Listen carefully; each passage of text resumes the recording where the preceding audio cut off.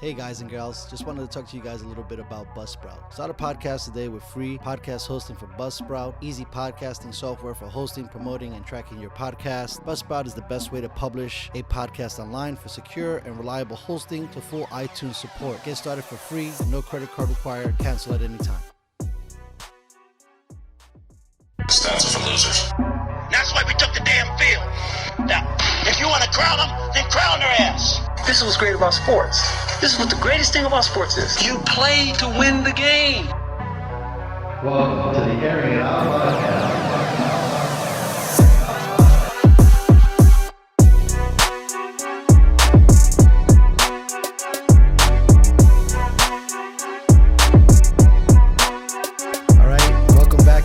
To another episode of the Airing It Out podcast. Today I'm so lucky and fortunate to have my missus on. What's up, Tabatha? Hi. Like we don't know each other. Know, hello. right? What's going on? Nothing at all. 7 weeks of lockdown. So that's about all that's been going on. Yeah. So like, how have you managed in your mind and put into practice the homeschooling part during this lockdown with your kids? Have you found it stressful, easy? I mean, it's our kids. Right. Well, so. it's completely asinine. I mean, I don't know. I think the first couple weeks of the lockdown itself was hard just to, I don't know, comprehend and understand and process mentally to be in a place to even like get to where I could homeschool it at all. So homeschooling hasn't really been a thing. It's hard to do. Like the kids at home are just more preoccupied with being kids and playing and watching TV and, you know, pretend and all that stuff. So getting them to like sit down and concentrate on any kind of schooling has been difficult. I think it's also hard too, right? Because it's a team of them. Right. Yeah. So like we're taking away Pistol to school by herself. Right. She's isolated with other people.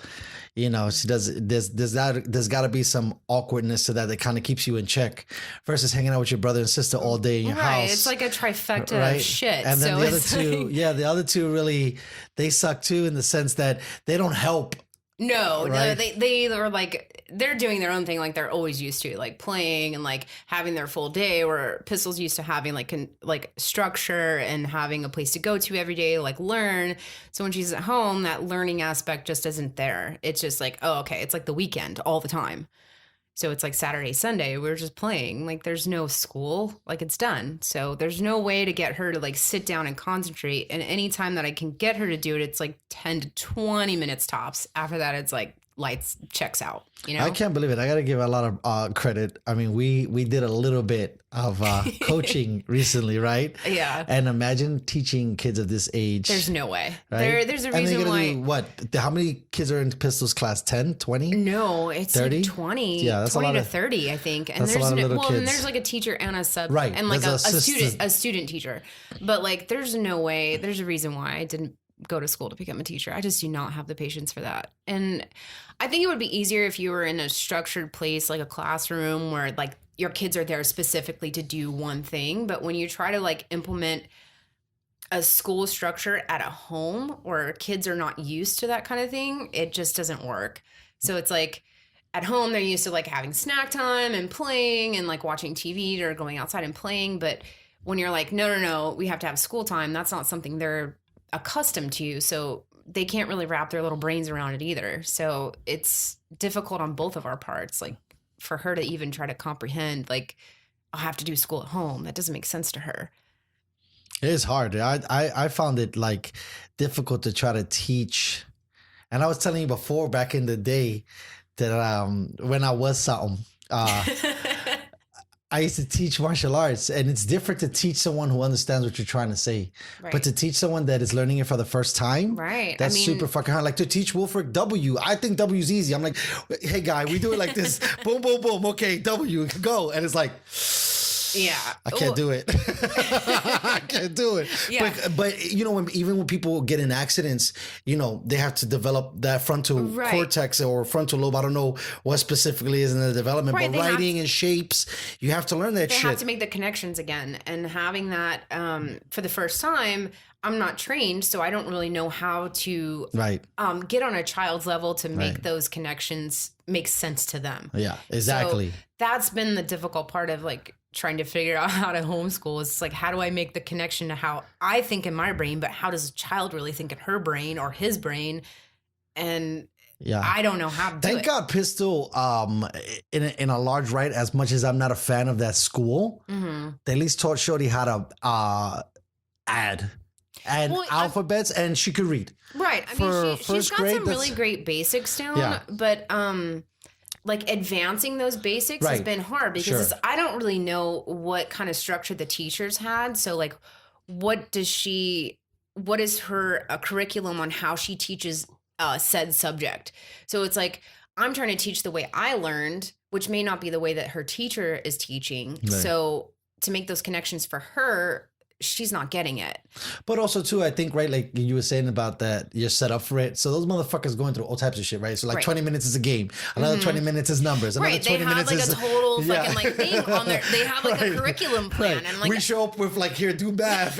I'm like, listen, I bought some shit on Amazon. I need you to sit down and do these pages. Right. Yeah. Right. Yeah, exactly. So like not having the same kind of teaching skills and teaching habits as the teacher has, it makes it extremely difficult to like kind of correspond with that at home as they are in school, because I have no idea. I was never a home parent or teacher parent, whatever, to like understand what the teacher was teaching and how she was teaching. So I have nothing to go off of. I'm excited to get Damien on here because, you know, I want to hear their cheat code, because I can't even imagine, you know, trying to restructure your life so quickly that you have to have a whole new order of household where it's like, all right, because he was saying in a few different texts to me, like, all you motherfuckers get up, everybody goes to work. We put you motherfuckers to do some shit, I do some shit, and then having to do... That's the biggest thing that I've been struggling with, is having like an actual game plan for the day. It's like, okay, we get up at 7 a.m., we have breakfast, by, you know, everybody gets dressed, brushes their teeth, by 9 o'clock, we're sitting down for school. And that's not reality. Like when you're at home with kids, like that's not how it goes. Sometimes they wake up at 6:30 in the fucking morning and they're like, Mom, I want breakfast, you know? And it's like, oh my God, I'm so tired. There's no way. I didn't go to bed till 2 o'clock. And then sometimes they're sleeping until 8:30. So there's really no structure and like no balance during the day, because I mean, shit, nobody even knows what day of the week it is anymore. So having that game plan in place obviously would help, but I don't think I'm that strict or structured to make that happen. It's just too hard. I read some crazy stat. I don't know how it is, but they were saying something high, like 60+% of people are considering that once school's open to stay homeschooling. Really? Right? Isn't that crazy? That is crazy. Yeah, because they're already like, fuck it, we already set up the system now. Right. Fuck you guys. I mean, are all these parents on Adderall? Like, what are they doing? But the thing is, I think... like, how are they staying focused? That's what I know. Like, it's so hard to stay focused when you're in a home setting. Like I said, I think it would be beneficial if you were that meticulous about having like a strict schedule. If you could implement like a very strict schedule, that would make it easier. But... not everybody's like cut that way. I'm just not. Like I'm structured, but when it comes to like with the kids and stuff and like having things to do at home, like, and having multiples makes it more hard too, because I mean, she's almost 7 and then Wolfrick's 5 and then Aoife's 3. So it's like, different demands. Yeah, there are different demands and different schedules and different things that they're needing. That's why I said it's easy when she goes away, because she's on an island, right? Even if Wolfrick went to school, he's on an island because he has his classmates and he's got to deal with that.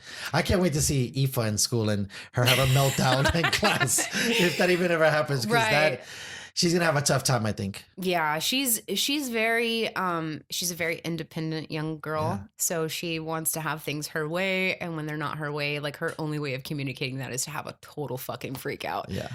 Which is funny, but not funny. Can't wait. So hopefully it's just like a growing pain thing. Right. Yeah. I think so. I mean, she's gotten better since she's understanding more about the way life works. She's baby kid now. She's a baby, yeah. Right? She's only 3. Went from baby to kid-ish. Right. And then that's a Yeah. new development in the last couple of months. I mean, Mhm. she's gone from like being really the baby of the family and like wearing diapers and Right. being babied about everything to being like a more real kind of a independent. kid, independent, where she's using the bathroom and like learning all these new traits and like growing up. So it's a transitional period. So it's so funny. I in most of my shows, I rarely ever talk about like what I really did, but there's like morsels. But the fact that the deep in part of like what I've been doing for the last, let's say, 10 years, I don't really like talk about it, only through passing. But this whole restaurant thing, I wanted to get your thoughts on going to like back to work, and it's seeming now you were saying that they're gonna test run opening, and it's gonna be like open the doors, and now let's say the bar gets packed again. Right. You know, like it's like playing craps. You know, it's like roll the dice and see what happens. And I don't know, like the way they're saying is like structuring is like, you know, you're only going to be able to open at like 50% capacity, which means you're going to have to block off certain areas. They're with that shit? I think so. Yeah. I mean, I don't know what phase. I think we're on phase 2. Yeah, I don't know that's what Rogan said. Right. You know, so I don't. Jesus. Right. Jesus. The holier than thou. Well, it's just because he fucking always says everything. Right. He stays up to date and current events. Yeah. But so I think we're rolling out phase 2. So I don't know what phase 3 is going to implement, but they're saying they're trying to like speed up the process and like start opening up like dining areas again soon, so long as like San Diego in particular owns up to the standards that they're looking for. So like I read it briefly, but it like the percentages of like how many new cases per how many deaths or whatever it is, if we meet that criteria, then they're going to like try to implement openings sooner than waiting for phase 3, if you will. So I don't know when that's going to be or when we pass that or whatnot, but I know that's in a whole that San Diego has done really, really well in the totality of like California. So are you enthusiastic to go back to work in the sense of it's kind of, I don't know, it's like a teeter-totter for me. So like some days I'm like, yeah, man, I just need something else to fucking do. Like I want to go back to work. Like I need to have something else to keep me occupied. And then other days I'm like, no, like I don't really want to fuck with people right now. You know, like I'm not ready to deal with, and not just that, but like, I feel like people have been on lockdown for so long. My biggest fear is that people are going to forget how to behave around other people in a social setting. Like they're going to forget their manners. They're going to forget basics on how to behave in public, period. I mean, that's a big, like in the back of my mind, that's a kind of a big fear for me.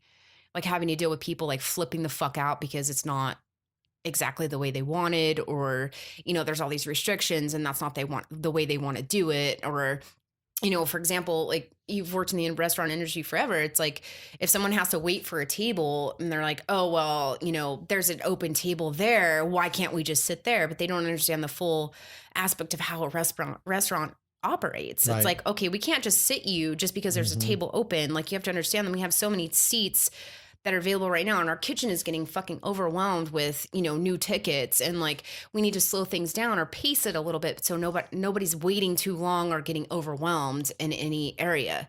So I think that's my biggest fear, is just having the you know, the people freaking the fuck out about you not having it exactly the way they want it. It's like, it's not fucking McDonald's, bro. It's not your way. Well, now or is that Burger King? I don't know. That's going to be weird too now, because that's the service they've been used to. So, you know, I don't even know.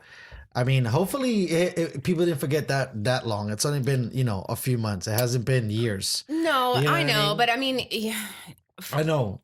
3 months, like being completely isolated and at home for most people feels like a really long time. I mean, it's like a time warp. You really have no fucking clue on what's going on. I mean, we're almost in June. I mean, this shit happened in March, and it seems like a fucking eon ago. I don't know. I think that's my biggest worry, is just having to deal with the general public Yeah, No, I'm not enthusiastic either. No, yeah. I mean, how do you feel about it? Droplets, bro. Droplets, okay? You fucking kidding me? So I gotta worry about some motherfucking little spray that he did. It lands in my motherfucking mouth, Right? And thinking I could get sick. But the thing is, it's just it seems so crazy because I guess for us, we practice a lot of safety precautions, right? And so the total is down. But is that a direct response to the fact that we did exercise that, or is that something that really, you know, were the numbers skewed elsewhere to make it, you know what I mean? Because maybe a lot of people just didn't die in San Diego, right? Or maybe a lot of people in Southern California and California are healthier and they're more outdoorsy. Right. And we get the vitamin D shit. Right. And well, then, that's you the know, thing. That's your another immune- argument. It's like to think like, are we, do we have stronger immune systems here? Right. Because we Yes. are closer, like Correct. our environment here is usually warm. I Right. mean, how many rainy days do we have a year? Exactly. There's so many different aspects and scenarios that you come up with that may influence those actual numbers. Like, why is California so much different than someplace like New York, where you know, it's cold all the fucking time and miserable. But I mean, so those are different things like we just don't have answers for. It's crazy, like the biological, to bring sports into it, like home field, right? Right. Where if you're in New York, you go to cold places, you might be acclimated easier. Right. But if you're warm, you go to cold, you know, to New York, like fuck this shit. Right. Vice versa, if you're used to cold and you go to California, like fuck, it's too hot. I've heard people say that shit. That they Agreed. get Yeah. And like, overwhelmed by the heat. But here it's for the most part, Southern California is not that hot. But No. inland, you know, when you get to the 110s, it gets like the desert the too. deserts, yeah, it gets really hot So- and it gets really cold too. Right. So, but you know, there's definitely advantages as you go, I think for sure, biologically for being, I mean, think about the people I always say that live in the Mile High, right? Their oxygen, they come down here for a week and they're a beast. Right. We go up there and we're wiped out. Right, because we're not getting the same amount of oxygen. We're not used to it. We're not acclimated to that kind of Right. thing. So it's crazy to see. That's what I'm saying. Is it that we're lucky because of all of those things to California? Is it because we stood home? Is it a combination of those things? Right. Right. Is it more of one than the other? How do we even know? Right. So like We to don't. go back out into the streets, maybe let's pretend that it was because we stood home. Now we open up the fucking bars and I'm an animal. I'm like, let's Right. go. Let's Throw me in do the it. pits. And I'm like, ah!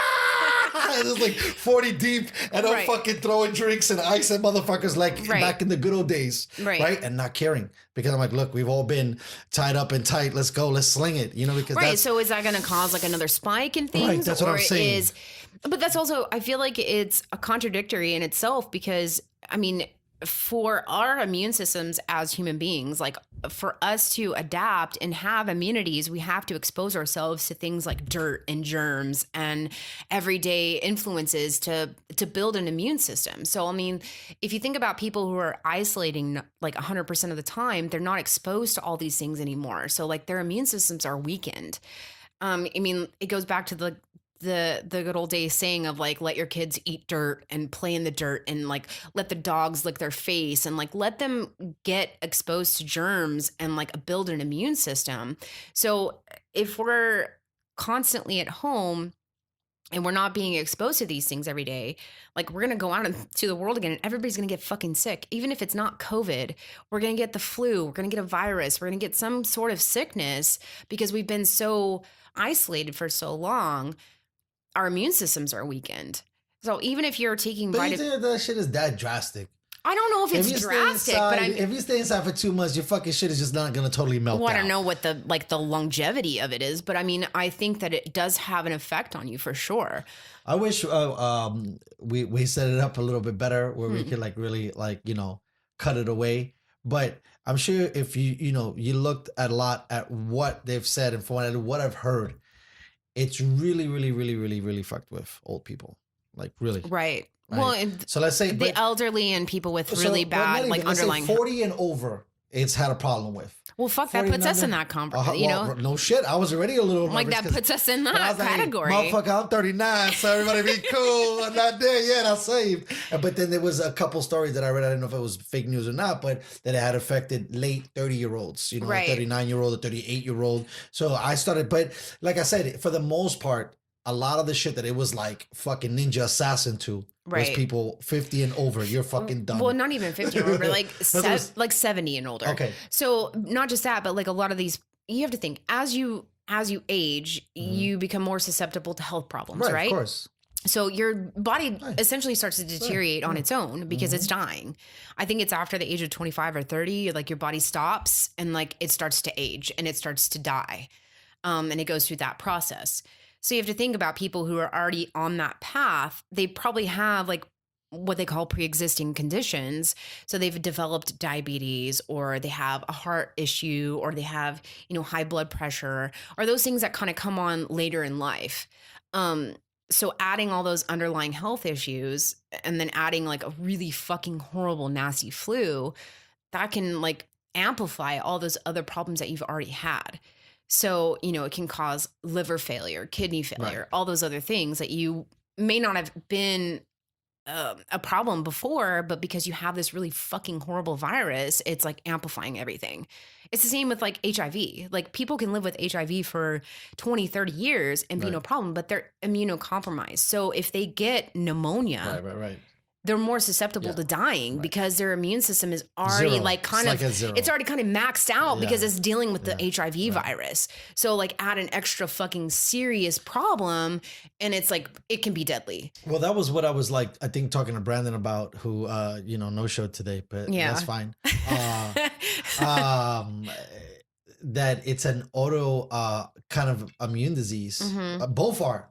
Like AIDS was, but they figured out that shit quick. It was only 4 ways to get it. Fucking Corona, that shit is crazy because it's basically supposedly whatever fluid comes from you. Right. It doesn't matter. It's airborne. It's airborne. It can land on you. It can stay on surfaces. It could be in the fucking air. You shake someone's hand.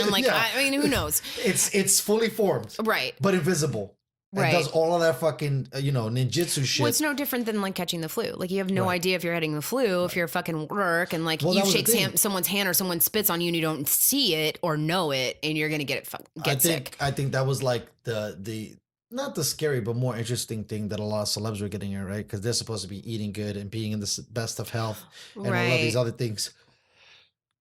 Excuse me. That's why I found fascinating because, it hit so many athletes, especially you would have thought, right? And they had a hard time dealing with it. Though, have any athletes died? No, I don't think so. I don't think so either. But they just said it was brutal though. Like they felt that they were coming to the end. It was like they were really, really sick. No, beyond sick. Okay, so like they were fucking down. They were having contemplation of calling it quits in their mind. Let's say that. So that's how I can imagine. Being in that kind of. Because Michael Yo, he's not an athlete, but he's tall, handsome, dark. Right. The guy, you wouldn't think he'd be fine, and he got hit hard, but he wasn't an athlete. And then I think I really haven't heard much, but what's his name? Kevin Durant got it, and Kevin Durant's like fucking 6'6". Right. Like that's super a big huge, healthy man. guy. Yeah. But that's the thing. It's like, could you imagine being in that amount of pain and then not contemplating like your mortality? That's what I'm saying. That's what a lot of them were doing. That's the thing. It's like most people don't really think about things like that. I don't know about men, but me as a woman, I mean, I've been in. I don't know what it's like to have the COVID, but I mean, I've given birth to 6 children. I know what pain is, right? Like I've been to a place where it's like, I don't think I can bear another second of this because I want to die. I'd rather die and not exist anymore than having to feel one more inch of this pain. So like, I can understand the thought process and like feeling that much pain and just wanting to just end it all because it's just too much to bear. So I get it. I mean, it fucking sucks. That's got to be shitty to like know that you're in this. But I think a lot of it too, you have to think about it psychologically, how much hype has been built up. So someone catches COVID and they're like in this much pain and like, fuck man, this is it. This is my end. I'm going to accept my mortality and my ending. This is it. So I can imagine being in that much pain and then having all of the other things that you've been thinking or hearing from media and outsources of other patients or whatever, and thinking like, fuck, this is the end for me. There's no way that I can live through this feeling this much pain. So that makes sense. to switch lanes but kind of stay in the same thing. It's so funny when you're thinking about all that stuff and you're trying to like, and I'm sure most of these good dudes had it because there was a lot of level, especially when we're talking about celebrities, access to be watching stuff. It's crazy to say in a time like today that a company like CNN, right, that you would think is like legit and a staple, is not credible for source of stories. Right. A place like that, Fox, all these huge networks, right? And they're saying stuff, and it sucks because you don't know what to believe. Right. Well, that's the thing. It's like, I think a lot of these news sources have been compromised because, like so many things have been compromised, not just news sources, but it's like, you have to think about where the credibility comes, because are these people being paid to say these things? Are they being, given like something under the, like, hey, I'll give you an envelope under the door type of thing to, if you, press this story more.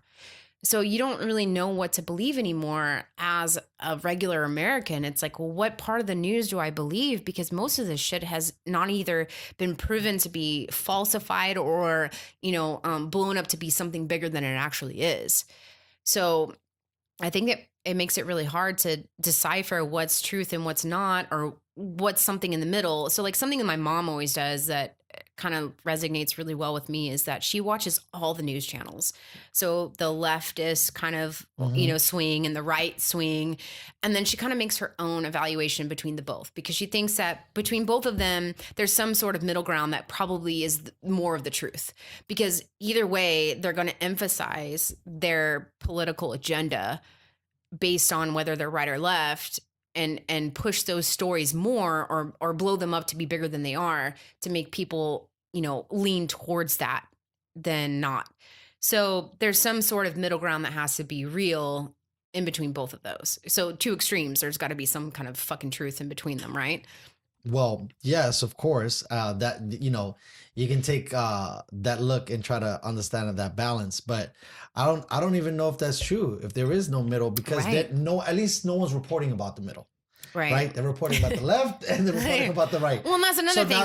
That's a whole new. That's a whole new argument. It's right? Like, okay, for the last 20 years, say, the media has always pressed political agendas, like whether or not it's like far left or far right, right? So it's like a huge division. It's like, no, you can't be in the middle. You have to either be far right or far left, and there's no such thing as a middle ground anymore. And like, I don't know, I feel like people, it's a huge problem in the country. It's like this huge division thing. It's whether it's race or politics or, class or whatever it is, it's a huge divide. Like, why are we dividing the country in one category or another? It doesn't seem fair or right. It's easier to manipulate. It is easier. That's my point. So the reason behind, dividing people is they're easier to be conquered or brainwashed, if you will. So it's like, okay, if we can divide these people up and they're not unified to realize what our real issues are here, then we can get, we can gain further ground on politically or financially on what we're trying to actually do. And I think it's very sad that most people don't really think for themselves anymore. They're more or less like sheep, and they're willing to like believe whatever one political agenda is believing or pushing, than to really take a step back and say, wait a minute, what do I really believe and what do I think is truth, instead of just following along with everyone else or whatever, the media is pushing or whatever media outlet they're watching is pushing for them. So it's very scary, because I think that the bigger picture is here that, Americans are so divided where they shouldn't be. Like, America is, for Americans, and this is one of the greatest nations in the country, and we should all be unified regardless of, sex, religion, color, anything. This is us, we are what makes America great, regardless of where you are from or what you do here or what your political opinions are or your opinions on abortion or anything. It doesn't matter. Like, this is us, this is what makes our country great. And I think a lot of that has been really divided, and a lot of people have like lost sight of that. It's really sad. I think it's even more scary that a guy like Elon Musk would say that Twitter is a reliable news. Yeah, well, that's the thing. It's like Twitter is like the more reliable news source now than wild. Well, because Right? it's like reported from people who are Right. actually watching. Exactly. Like, hey, look, I actually saw this shit happening. Right. This is Social what's media period has kind of done 100%. that. It's 'Cause like dominated. the average Joe could be a reporter. Yeah. Right. Like you get, even if you're not reporting, you just Dude, there could be a witness. fucking car crash or a fire across the street. And if we go out and video it and like, hey, there was a fucking fire in apartment, whatever, that would be more on the news than before the actual news source came in. They would take that and use it. Like, oh, well, we heard from, X person fucking in San Diego reported there was a fire. Right. So that's been, They even have neighborhood community right. groups. That's been more of a reliable news source than like CNN. Well, for listening to a couple of really, really smart people on some podcasts, there's this like whisper amongst, right? Mm-hmm. That people are wanting a credible news outlet. And if I had more drive to want to do that, I think it's $1 trillion idea. Oh, it's brilliant. Where you would just be like, no, we're just reporting the fucking news. We don't have a bias. Well, that's the thing. We're not left. That's we're the not way right. But journalism should have. That's Right. how it It's- started. right. It's supposed to be that way. We're reporting the facts, Yeah. regardless. Right. But so many things started to dive into like, oh, we're reporting the facts, but like now my life is being threatened because I exposed someone high Well, that's up. another thing too that pisses me off lately, and I haven't even really had talked to anybody about it. But it's fucked up that this country really fucks up whistleblowers, and they 100%. say that we they're got protected, you. yeah. And then when But, you blow, like- they're like, "Fuck you, bro." Sorry, homie, we were just kidding. Right? Isn't that fucked up? It's Like, super tell fucked up. us we're good, and then when you tell them, But it's happened so how many times now? A lot. And these people, lot. our American citizens have been exiled to other Right. countries. That's what I'm saying. And living under their amnesty. And like they still ended up getting popped. That's terrible. That's absolutely right. atrocious. And it's very, very sad. And I think it just shows how deeply stemmed like the corruption in our own government Right. and our reliable sources and our own people that Right. we've entrusted our Right. trust Right. in Yes. has been It's failed. like fucking McDonald's, right? Like we were watching that Right, that documentary. fucking documentary. You It's like trust in a company that's wholesome, supposed Right. to report. Like, how can you be such a jerk on the back end? Right. Right. I'm giving you dollars. The whole community supporting you. Become a trillionaire in your whatever. Right. And you're backstabbing us, and you're doing all this other stuff, and you're misleading us. It's very for sick. profit. Because that's all it is. For. And that's really all it is. It's like capitalism, as great of a concept it is really, really, really scary because capitalism can cause so much greed and corruption on the back end. I mean, it's just like monopolizing companies and taking profits for things like, like incentives, like we were talking about earlier. Like doctors getting incentives to push certain drugs from certain companies. And I was like, that's not okay. At what point do you like set aside your morals and basic humanity for people and say, actually, I'd rather be rich than give a fuck about the rest of these people? That's not okay to me. And I just don't know, like, what is your monetary value? Where do you find like, okay, I'll take X amount of dollars to like set aside all my morals and values and my basic compassion for humanity to like make myself rich. That's not cool. I just don't understand that. I guess I've never been rich, so I don't know. But I don't think that me as a person would ever set aside my morals or my basic compassion for humanity to be rich, knowing full well that I'm making other people sick or giving them misinformation or any of those things. But I don't know. I'm an honest person, so Yeah. not everybody has like that same moral standing, I guess. But I don't know. People who take oaths like doctors, like, come on, man. Like you took a fucking oath to like abstand. But I think, in that thing, I think the coronavirus just like amplified it. Because those fucking cocksuckers have been doing it for a hot minute. Oh, 100%. Because They've they been have doing it for years and years. Serving people for a long time. Yeah. Right? And no one's really even come down on them. I mean, you get a couple here and there that get locked up or get in trouble if they're real egregious. Right. But there's still a lot of people that peddle it. And I mean, Totally. they have to change all of the laws because people were, writing prescriptions left and fucking right. Oh shit, I can't sleep, pal. Right. Oh shit, I can't but do it, pal. But it makes you think like how, if that's a case, like how long and how far down does this corruption go? Like how deep does that fucking rabbit hole, like how far are you willing to go down the rabbit hole to fucking figure that out? Like, is it so far gone that it's like irreparable? I think so. I think so too.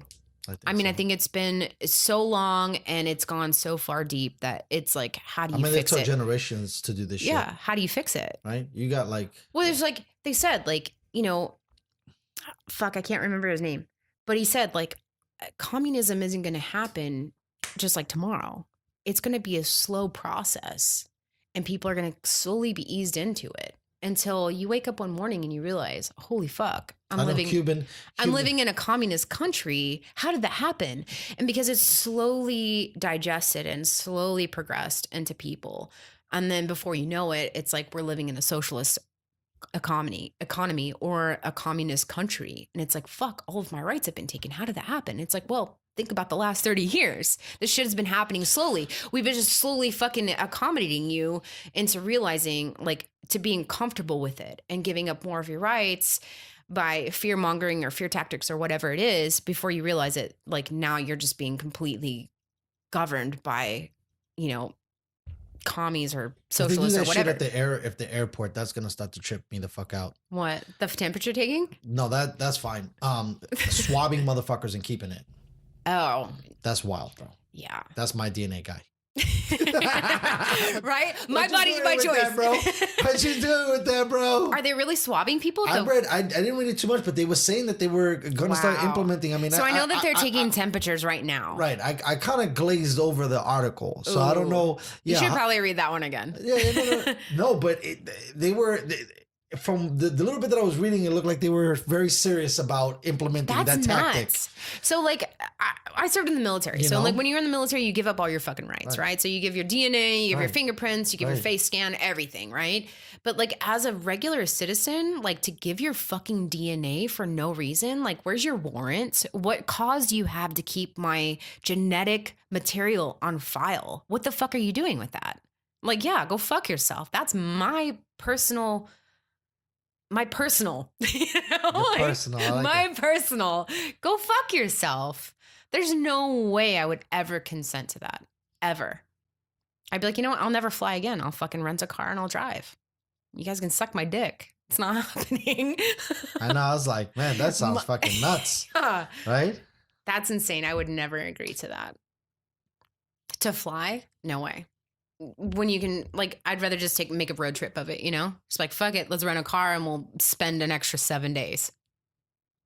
Yeah, I don't even, talking about that, I don't even like that I'm more scared to get in an airplane than to get behind the bar. Right? Get behind the bar, I'll fucking 40 deep, I'll go ham. Jeez. Get on an airplane, I don't know if I could do that. No? What are you scared of? What is catching that shit. Oh, you're scared of getting the extra corona. This is what I'm scared of. Because I'm bringing it back to like the whole bar thing, right? And this is another thing that I wanted to like touch on. If this is going to be the new norm, right, then that means that all of these places, even on the restaurant level, right, are going to have to step up. Because in my opinion, the reason why restaurants, and I've been in the game a lot, listen, for the most part, it's good. Right. But there's the outer rims. Yes. And the outer rims happens through all the systems. Okay? I've been to nice places and they fuck shit up. And I've been to crappy places and they fuck shit up. They cut corners because it's, you know, too much work. So what I'm saying is this. How is the health department going to keep up with, because if I was in charge, I'm like, we're checking you motherfuckers every month. They don't do shit like that. No. Right? Well, I don't think they have the capacity to do that. So like they don't have the staff to keep up with. in San Diego. I mean, like think about how many. New York, maybe in Los Angeles. Even then, I don't think so, because you have to think about how many restaurants, bars, not just that, but like nightclubs and nail salons, hair salons, all those things. Do they have enough like health inspectors to keep up on all those people all the time? I don't think so. I'm still fucking mad that you and me are one of the few people that took the fucking stupid test, okay? To tell you how serious, right? Because this is something that rings like close. And back to the airlines, how do I know those motherfuckers are cleaning that shit? Oh, of course we don't know. Right? So back to the other thing is like, you seen how serious it was when we watched that, when we were learning, you know, that certification on handling the food. Oh, the serve safe, yeah.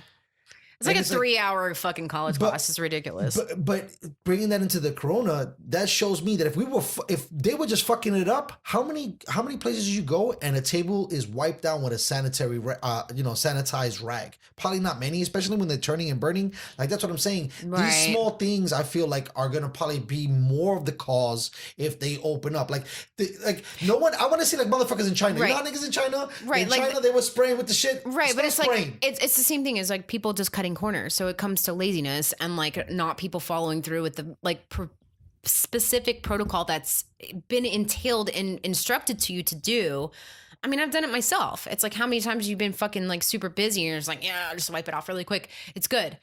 No, but my shit, that's not true. Like, I get it, but I'm just saying, like, my shit, when because you're you can't compare, it's different, right? I think as a bartender, it's different than being a server, because servers are fucking lazy lame motherfuckers, They're okay? so There's so lazy. many bad words I want to use to describe servers, but I'm going to say you lame motherfuckers. Sorry, servers. Because they put on the busser, and that's another Agreed. lame motherfucker too. Right. No offense to the bussers. Well, it's not that, just like, but you you have to know what I mean? think- Because you keep on handing down the duties. cleaning job. Right. So the duties are handed down and passed down to the people who are like, Which now, so they say lower in because the a total. bartender who you don't really hand down a cleaning job. That's you. No, that's you. Right? I'm 100%. So Well, that's what I I'm mean, you saying. could to a bar back. Sure, but but what I'm saying, normally, right? It'll be you wiping shit down. So I feel like at least in that connection, it's a little closer.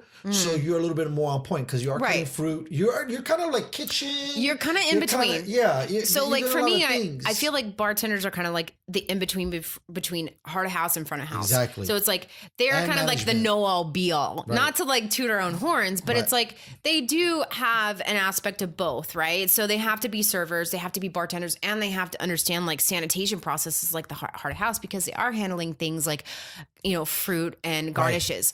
So you have to take an aspect that they kind of have, like they're a jack of all trades, right? So they can do kind of everything other than like. But what I'm saying is like, you know, these are the new responsibilities that are going to be hopefully managed by these people. Right. That I don't know. Like, you know, like even for me, now would I want to sit down at a table? Would I rather stand up? Like, is that going to change the way we dine, period? Like, think about, you know, I mean, I think all of this is only relative if Corona comes back again.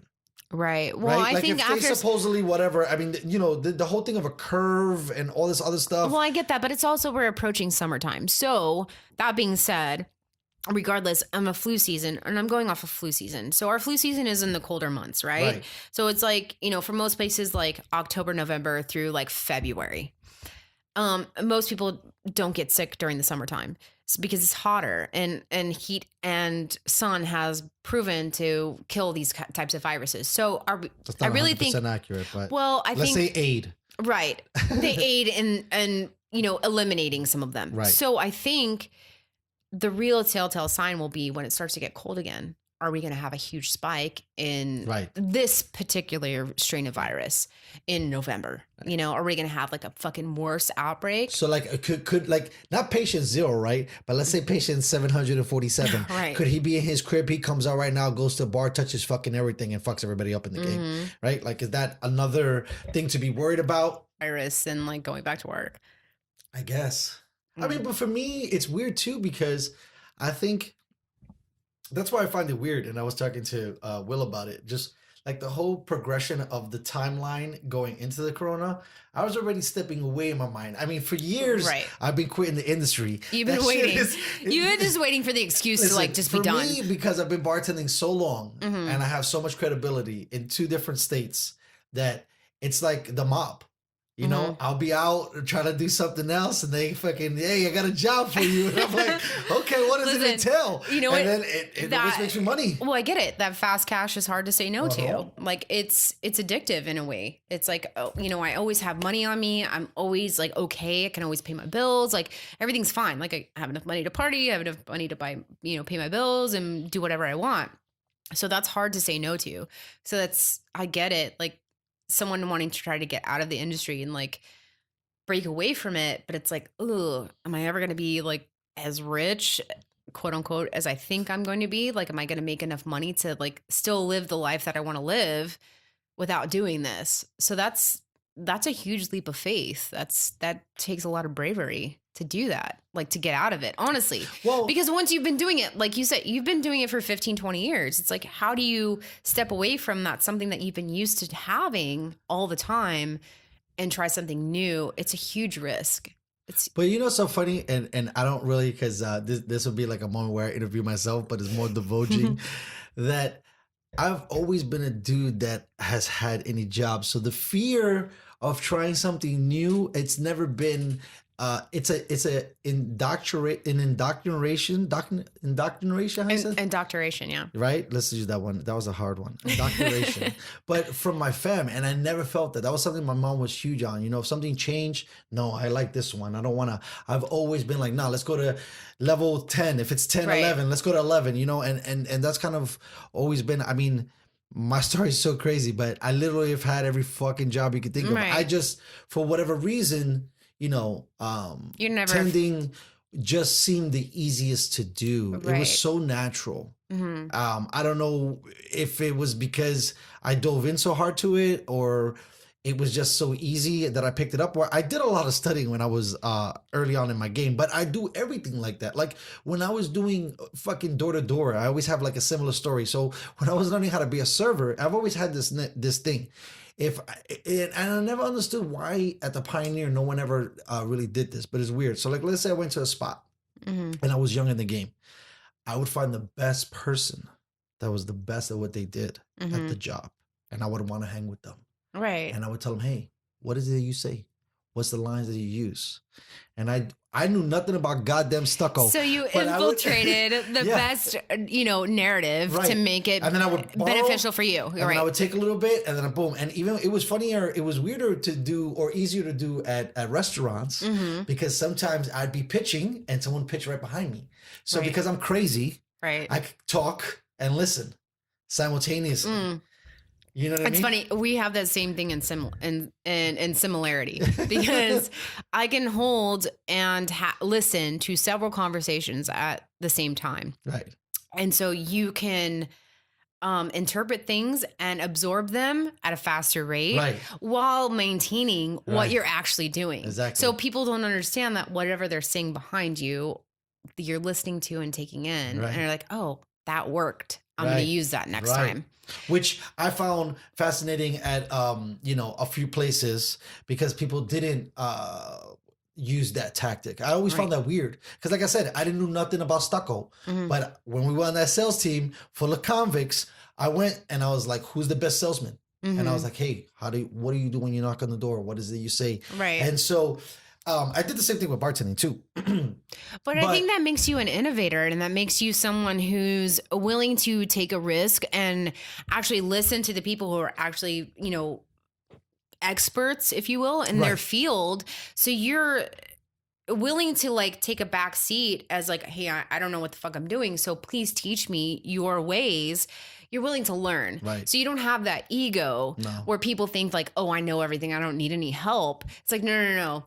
I want to know who the best person is. Give me your advice. Give me your sales tactics or whatever it is. And you learn from that. So that's a huge thing. Like for people in any job, it's like put that fucking ego aside. And I think that's a big problem that most people have is they have that pride and that ego, and they're not willing to put that aside to learn better, more efficient ways of doing their job. Right? Yeah. Makes sense. And for me, I think, you call it bravery, but it's just been something that I'm used to, that because I know that there's some, I guess maybe in my mind, some expert, some YouTube video I'm away from learning, Right. that nothing doesn't seem like it's out of reach for the most part in the realm that I've Well, practiced in for I say now. bravery because it takes a bit of a leap of faith, right? No, I get you. To broaden your horizons into something else, that something that you may have no idea what the fuck you're doing or where you're going with it, but you're brave enough to and willing enough to take that leap of faith to understand. And it's like, okay, I'm going to take on this new job. I'm going to fucking beast at it. I'm going to be the best at it, and I'm going to learn from the best of it, and I'm going to take their knowledge and duplicate it with my own and make it even better. So in a sense, yeah, I think that is bravery. I mean, not everybody's willing to take that leap of faith. I know it's weird. It's funny. Like, at times, I've dealt with some ridicule of you as you've witnessed, but I guess I don't pay a lot of mind to it because, you know, I'm just looking. I do the same thing with people. It's very weird. I just need something from you. And once I can find that one thing, I could care less about everything else. I drown out everything else, and then you're enjoyable to me. Right. Where most people are like, what in the fuck? Well, you know, it comes down to the like fucking haters are going to hate, man. Yeah. You know, Listen, that's it. But I'm just saying, you know, in that same practitioner of it being, you know, swinging one way or another, because bartending, I mean, I would at least like to think, and I know you think the same way too, that it's multifaceted and multi-layered. And I think you agree too that some people miss some of the layers. Huge, yeah, you know, and of it's course. just there's just a lot of stuff going on, you know, and the best ones, you know, are really good at a lot of different shit because the level of multitasking, It's at least from a huge. mental standpoint, is crazy. It's crazy, and I've tried bartending high, and I've done it to some decency, but it's always hard because you need as much mental space as possible because you're running so many fucking things. To be honest with you, I've done it. I would never want to do it. No. I'll drink and bartend, but I won't get high. No, so like the same thing for me. Like, not the high aspect, but like drinking and bartending. I'm like, yeah, I can have a drink here and there, but it's like for me, I have to be on point 100% of the time because I could drink, but it's going to incapacitate me to the place where I can't really multitask at a level that I want to. Right. So it inhibits me to being where I want to be. I want to be 1,000%, not 100 or 90. I want to be at 1,000%. I wish I could have stowed you where it could have been like, you know, because you're such a fucking rook. You know what I mean? I come from a school where if you're not drunk bartending, you look like an asshole. No, but you know what I mean? That's the thing. It's so crazy. And then I've dealt with like alcoholic guys that it was crazy. Right, but for me, I'm so responsible for so many things. It's like I have all this money to think about. It's almost this is the thing. I guess that's why they're fucking assholes because you're so cavalier with the job. You even believe you could do it so spaced out of your mind. You're like, I'm so fucking good at this shit. I'm gonna tie my hand behind my back and I can tell you, I have bartended super fucking hammered where I'm like, my you know, guests are coming in and they're like, oh, you know, let's get fucking shots. We're celebrating or whatever. And it's like, fuck, I haven't eaten since 10 a.m. I know, but you're so small let's too. Go. Like, let's do it. Yeah, I weigh 100 pounds. I'm like, you know, let's shots of JMO. Let's go.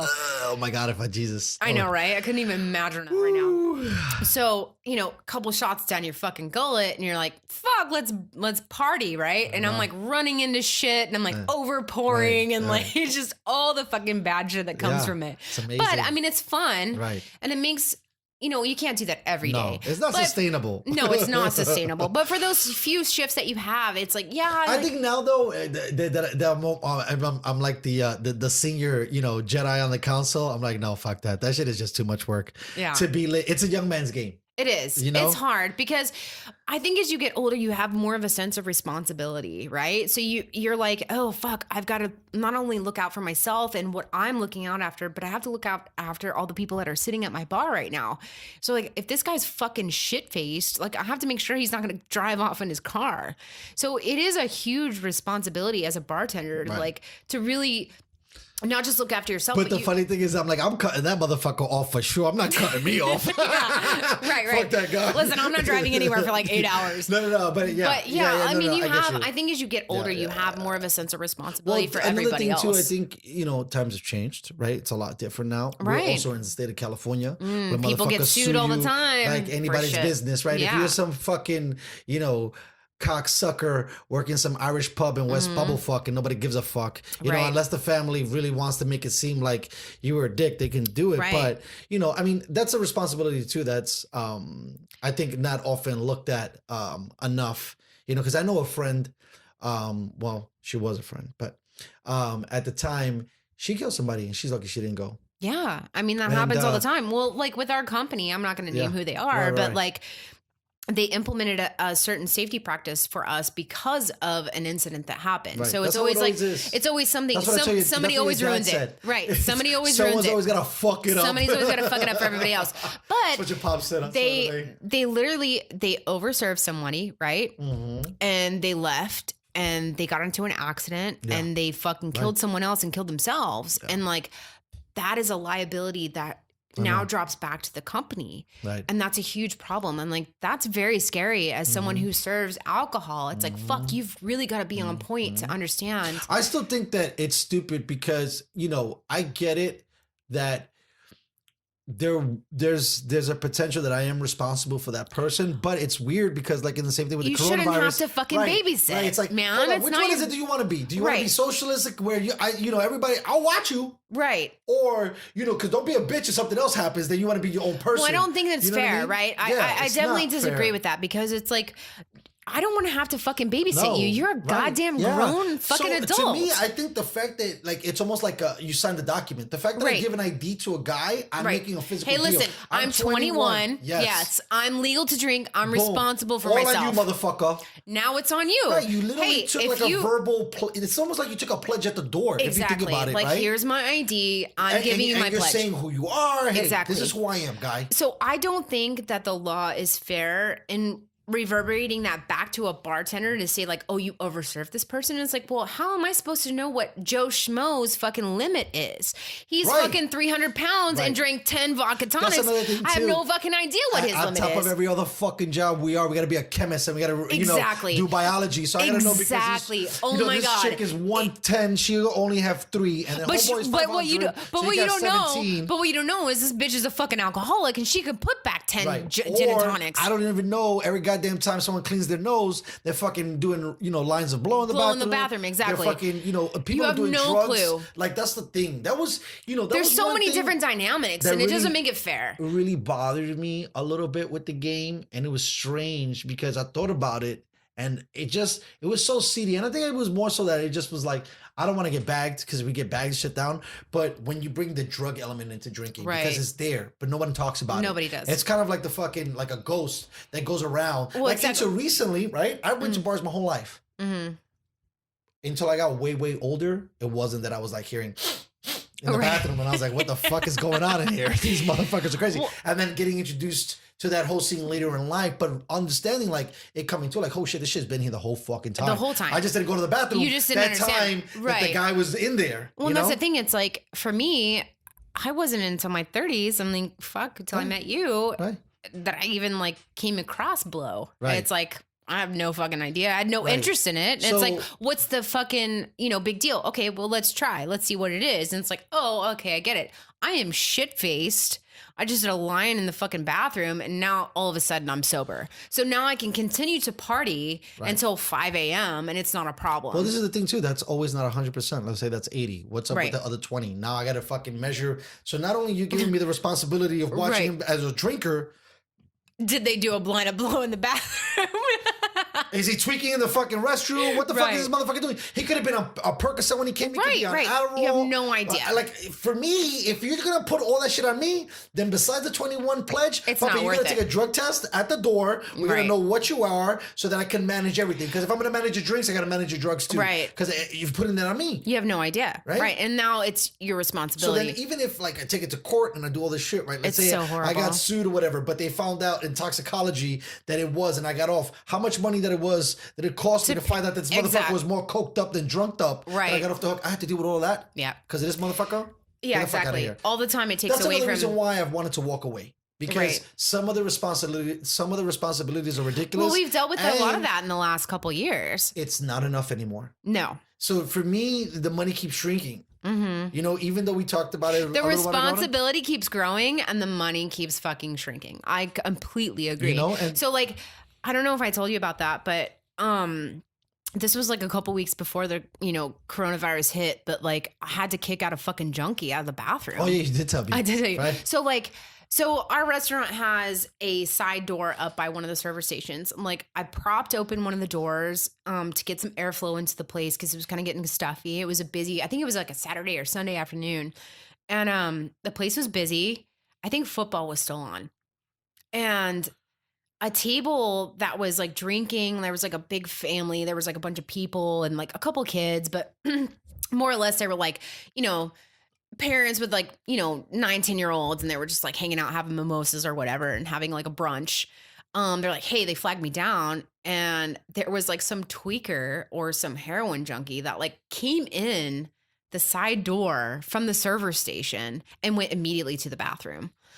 So I'm like, fuck, I've got to go deal with this, right? So I go in the bathroom and I'm like knocking on the bathroom stall. And this girl's like, oh, I'll be out in a minute.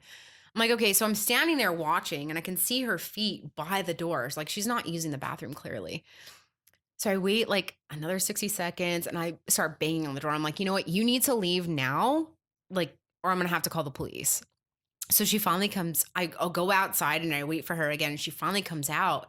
And I'm like, you need to leave from the front exit. Like that door is not a door. And I escort her out and she's clearly like fucking doped up. Like cocoa for cocoa puffs. Right. Like she's a heroin. Like I'm going to go with heroin because that's. No, I don't think it's heroin because my brother was telling me I forgot about it. I've never told you about heroin stories. Not that I did heroin personally. Right. But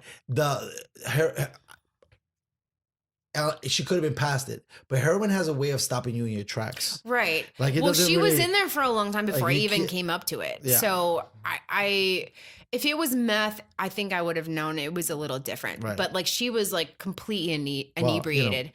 Anyway, so yeah. Yeah, I escorted her out and then like I had to go back to the table and like apologize. Like as a manager, I'm like, fuck, man, this sucks. Like to have that in your restaurant. I'm like, I'm so sorry. Like, can I get you guys a round of drinks? Like, so I brought them like a round of frosé and like apologized. I'm like, I'm so sorry you guys had to deal with that. And I'm like, no. Thank you for like getting her out of here. Like the kids were trying to use the bathroom and like there's this like weird person in there. I'm like, Jesus Christ. Like, is it really worth having to deal with like junkies trying to sneak into your fucking restaurant to go, shoot up in your bathroom? Like, where do you draw the line of like, enough is enough? I don't want to do this anymore. That's the thing. So for me, right? That's the program. The moment you introduce booze into the building, it changes fucking everything. You know what I mean? And then, there's always a creepy crawlers, you could be in a fucking fight. I mean, I used to throw homeless people out of, steakhouses when I used to work at them. So, yeah, I mean, there's always that part of it. But like I said, it's just too much. I don't want to wear all these fucking hats. Yeah, it's a lot. It really is. Especially as a bartender. And for me, it's different too because, like, maybe you walk the tightrope of caution because you're a Californian. It's hard for me to not, like, I got shit in stool. So, like, for example, if it was me in the bathroom, I wouldn't have knocked softly the first time. You would have just broke the door. And be like, get the fuck out now. Right. But that, maybe that's not the way to handle it, but being a New Yorker and having to bartend like that there. Right. I'm not. Well, it's a totally different aspect because you're dealing with millions of people like coming through like all the time. Right. Whereas like where I'm at is a small like community place where like there's the families and shit. It's like in New York is a totally different beast. In New York, I think there was always a level, if you were the male bartender, you kind of were security. Mm-hmm. I feel like that's like a hat you had to wear. Like that's like just an unknown aspect of like the job that you had. And another one, right? So I got to get into Kung Fu action. Mm-hmm. How much you paying for me, man? Exactly. Right? So that was, I had an incident here in San Diego. Your boy had to get into the little Kung Fu action. And thank God, it got settled. But what if I would have got harmed? What if I would have harmed him and he would have sued me? And all this other stuff. I mean, the business got sued, as they should, right? I mean, that's just the way the shit goes down. But that's totally another thing. Being a bar owner or a restaurant owner that comes into the thing, but more that's a new level in like San Diego alone. That's California, period. Because the whole like and for me, like at that point, I was the janitor security guy. You know what I mean? Like, listen, I just mop the floors. I don't know anything else. But the thing is, it's just like, for me being such a lifer and there's just like no job too big or too small. It's same thing that I tell you, it's the all-encompassing thing what makes you the great bartender that you are, because you know how to fucking, and it sounds stupid, but you know how to mop, you know how to sweep, right? You know how to wash a dish. Well, you're not afraid of it. You know how to You're not above cook, it. you know how to clean, you know how to bust it, because you have to like build all these things, right? Like you just can't take a fucking busser and throw him behind the bar. He hasn't not understood the complexity of being able to talk to people. I mean, even remember we've worked with people that, watching someone trying to take advantage of you. Right. Right. They could, I mean, you could come in and order up a tab of $200 go into the bathroom. I took my hour for you for a second and you walked and I lost that. Yeah. Right? So that's another fucking thing I gotta be fucking. Oh my God. I know. And that's the thing. I don't think that many people really realize like the multifaceted layers that it takes to fucking watch a fucking bar. Mm-hmm. It's like you've got to worry about the drunks. You've got to worry about the people on drugs. You've got to worry about the people who are trying to rip you off. Right. You've got to worry about the people causing a scene for someone who's unhappy in a booth. Right. It's like you've got to watch all this shit. Plus, be on your A game and make everybody the happy. Fucking guy in the building. Yes, you got to make everybody happy, and you got to be making all the fucking drinks, and like there are so many different layers to it that I don't think that many people really understand or respect, like how hard the job actually can be, and like how taxing it is on you. Like how many times you and I would come home and just be like totally fucking wiped out. I'm done. Just like, I can't. I mean, think about it. If you gave something 14 hours, what's left? There's nothing left. You're like, I'm out of Not here. just that, or like coming home after like so a fucking, hyped. a great shift and like being so hyped up and amped for like 4 more hours. It's like, well, I'm not going to sleep till 5 a.m. Right. But I got to be up at 7. So I got to figure out how to live my life too. Like it's almost impossible to have both. Yeah. It's super, super complex and really, really hard to manage. That's why I told you the next fucking, if I was to do it, it'd be like, I don't even know why I haven't switched it up before. Because we're here. Something at a resort or a thing where it's like, where I've been everybody's with vacation. Happy. Right. Everybody's on vacation mode. Everyone's happy and like they're happy to be there and they're not going to treat you like shit. They're tipping all because, you know, you've taking that into your account and you're spending. You want to look generous, you balling, you flossing. You know, not so much the local pub every day you see the same motherfucker every day. Well, every time we went to, you know, we went on vacation, it's like how many times did I have like dollar bills like in my bikini where it's like wet, where I'm like, I'm sorry it's wet, but like I'm gonna tip the bartender. Yeah, I mean, but you and I have a different idea on like, you know. But even so, like things. It's just I think that dynamic is just so much more different. You know what I mean? Like having to deal with the more happier client. Right. You know what I mean?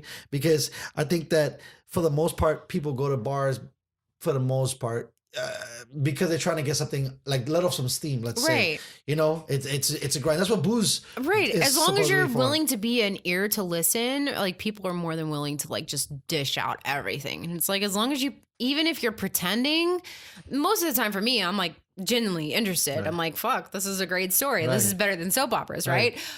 As long as you're willing to be that genuinely interested person and listen to this person, like they'll be more than generous to you and they'll be nice to you and they'll treat you with respect. And if you hear them out and, you know, engage with them as like they're expecting or wanting or needing, that's all it really is. And like for me, I think bartending was always like not just a creative, but a psychological outlet for me. So it's like I get to hear all these people's stories and I get to converse with them and like kind of have that one-on-one banter and like have that, like once you walk in the door, everything you're dealing with is like left at that door. Right. You don't have to deal with anything that you're dealing with in your personal life at all. It's like all of a sudden you're like an actor on stage, you know, where everything else doesn't matter. And it's like, fucking, it's just me and this person or me and like the 20 other people sitting here.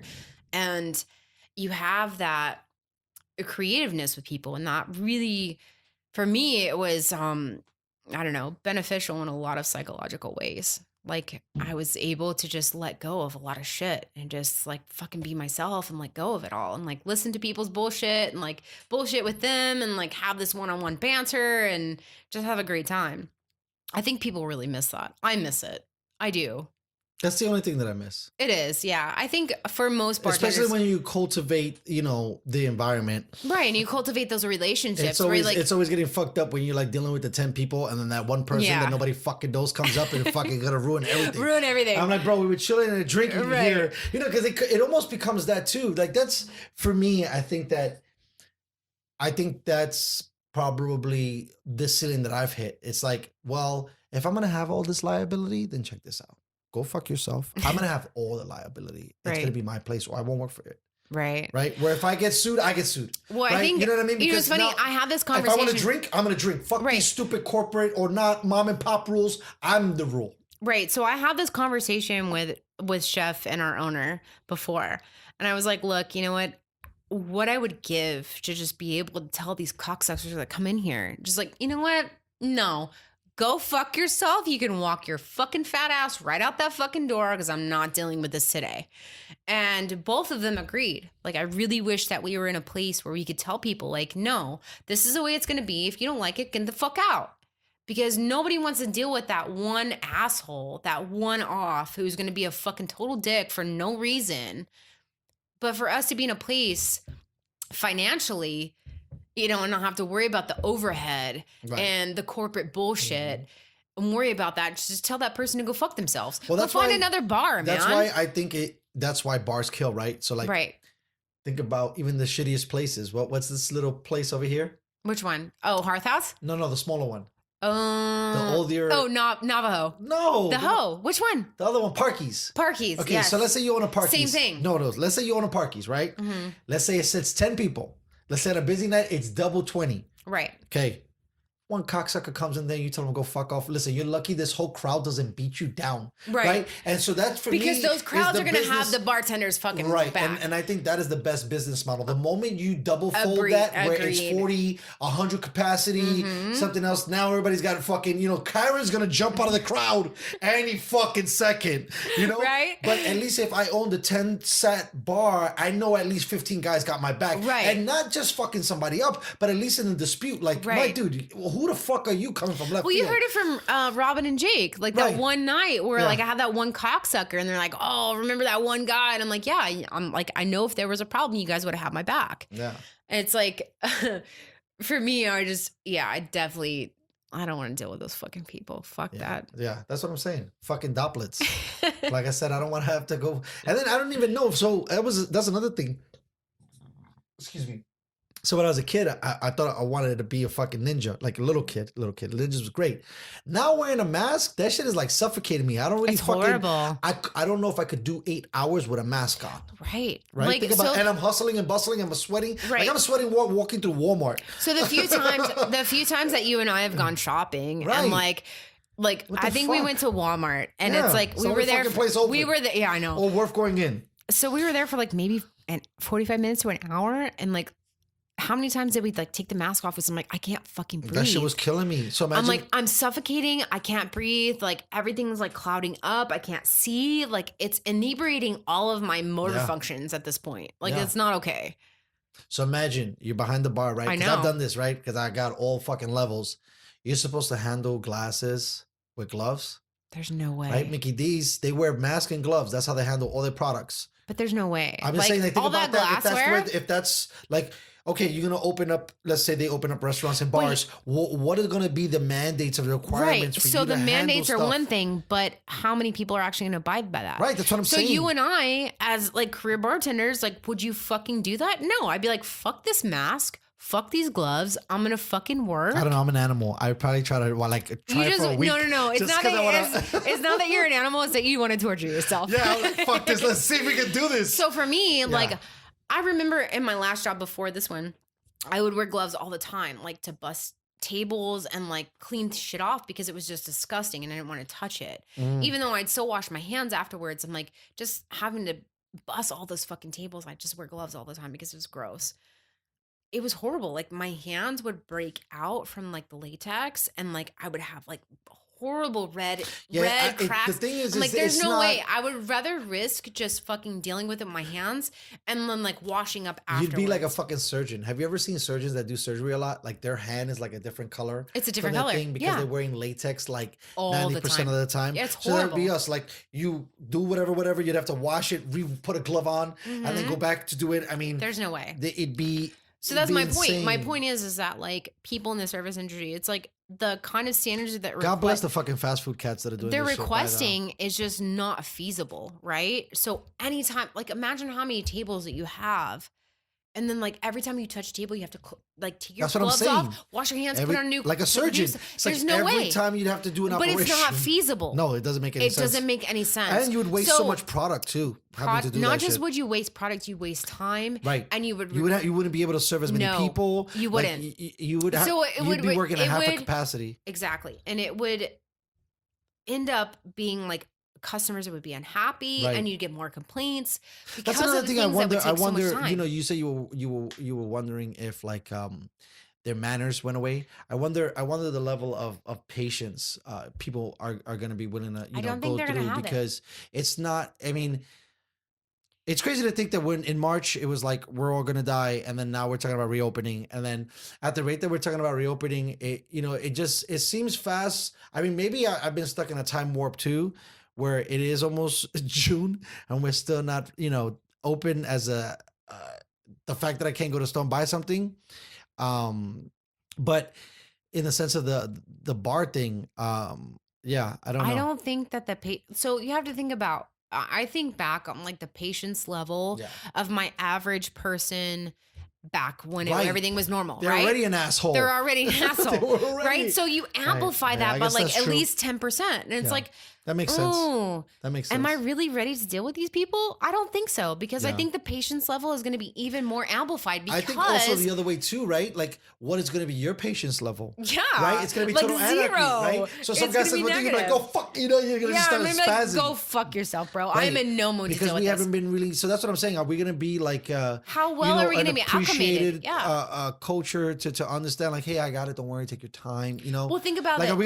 gonna slow down because the American is so Seriously, babe. fast, and I Honestly, talk babe, fast. think about the very small interaction we had with that lady at Lowe's. That What- crazy bitch at Lowe's. What about her? So think about that small interaction we had. Like, it wasn't even that bad, but she amplified that into something that it shouldn't have been. Right. So she made it worse than it should have been. For someone who's in customer service, and it's like, she was new, and she let us know that she was new. I was like, okay, well, should you ask for some help? Like, if you need help, go ask someone for help. And she took that as an insult and got upset, and then like proceeded to take that out on us. And like, that small, minuscule, interaction, amplify that. Like, what's it going to be like when people come back to the fucking bars? Well, I mean, I think maybe they've already been training, standing on all these fucking lines, right? Because they have to wait. Like, remember, we don't even go to Target, but imagine what it takes to stand on a line. Like 45 minutes to wait in line just to get inside. Right. So like they changed fucking department stores into roller coaster rides. Everybody's got to wait online, and then we service this amount of people. So maybe they've already started to slowly get accustomed to being. I don't know, maybe, to but being patient. You know what I mean? Like, I don't know. I talked to my ex's wife on Sunday when she picked up the kids, and I was telling her, like, we don't go to Target because the line is always around the building. And she's like, oh yeah, we went to Target, whatever. We went really early. She said they got in no problem. She's like, but when we tried to leave, the line to check out was literally to the back of the store. Wow. And she's like, after all that time of fucking, shopping, we just left our shit and we walked out. Wow. It was just not worth standing in line for an hour and a half just to check out.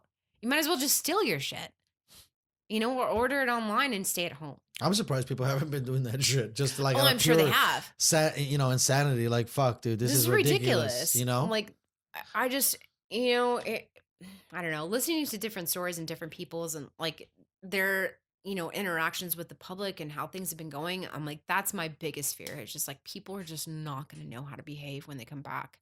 They really aren't. Yeah. Did you read that article about the lady that was arrested for like, at Red Lobster? She waited for like 3 hours for her fucking takeout. You were telling me that, and then what happened? She didn't behave irrationally, though, right? Yeah, she did. What'd she do? Like, she flipped the fuck out, and then like security and like the They cooks got and security. everybody else, security, they all came out and like escorted her out. But it's like, she was pissed that she had to wait so long for her takeout order, and they wouldn't issue her a refund. Right. And so she lost her shit, and then instead of being rational and like being calm and like, look, I just want a refund. Like, it's fine. I don't want my food. Just, I'll take the refund and I'll go home. She lost her fucking mind. And then they lost their mind. And it was like just a plethora of bullshit of everybody just freaking the fuck out and not knowing how to handle like a high stress situation. And it just amplified. And it was just like, this could have been totally unavoidable if someone of right sound of mind or capability would have just handled the situation and be like, listen, I'll just come over here like by yourself. I'll answer you your refund and just go fucking home. But it was just like this total fucking chaos instead of just like stopping the whole thing and be like, what happened? Tell me what happened. Let me deal with it. And then Well, the funny thing is this. So people just forgot how to behave. It's funny. The moment you said that shit, I thought about something too. Because, you know, it kind of happens. It's really weird that, let's say, a high volume restaurant, right? Because I would consider Red Lobster a high volume Right. restaurant. That because they're a high value restaurant, they didn't really dedicate the manpower or the infrastructure to support the to-go aspect. A lot of restaurants, when you go, that's part of their weakest link. Because especially if you go during, you know, busy times, you know, but there's a lot of people that do it well. You know what I mean?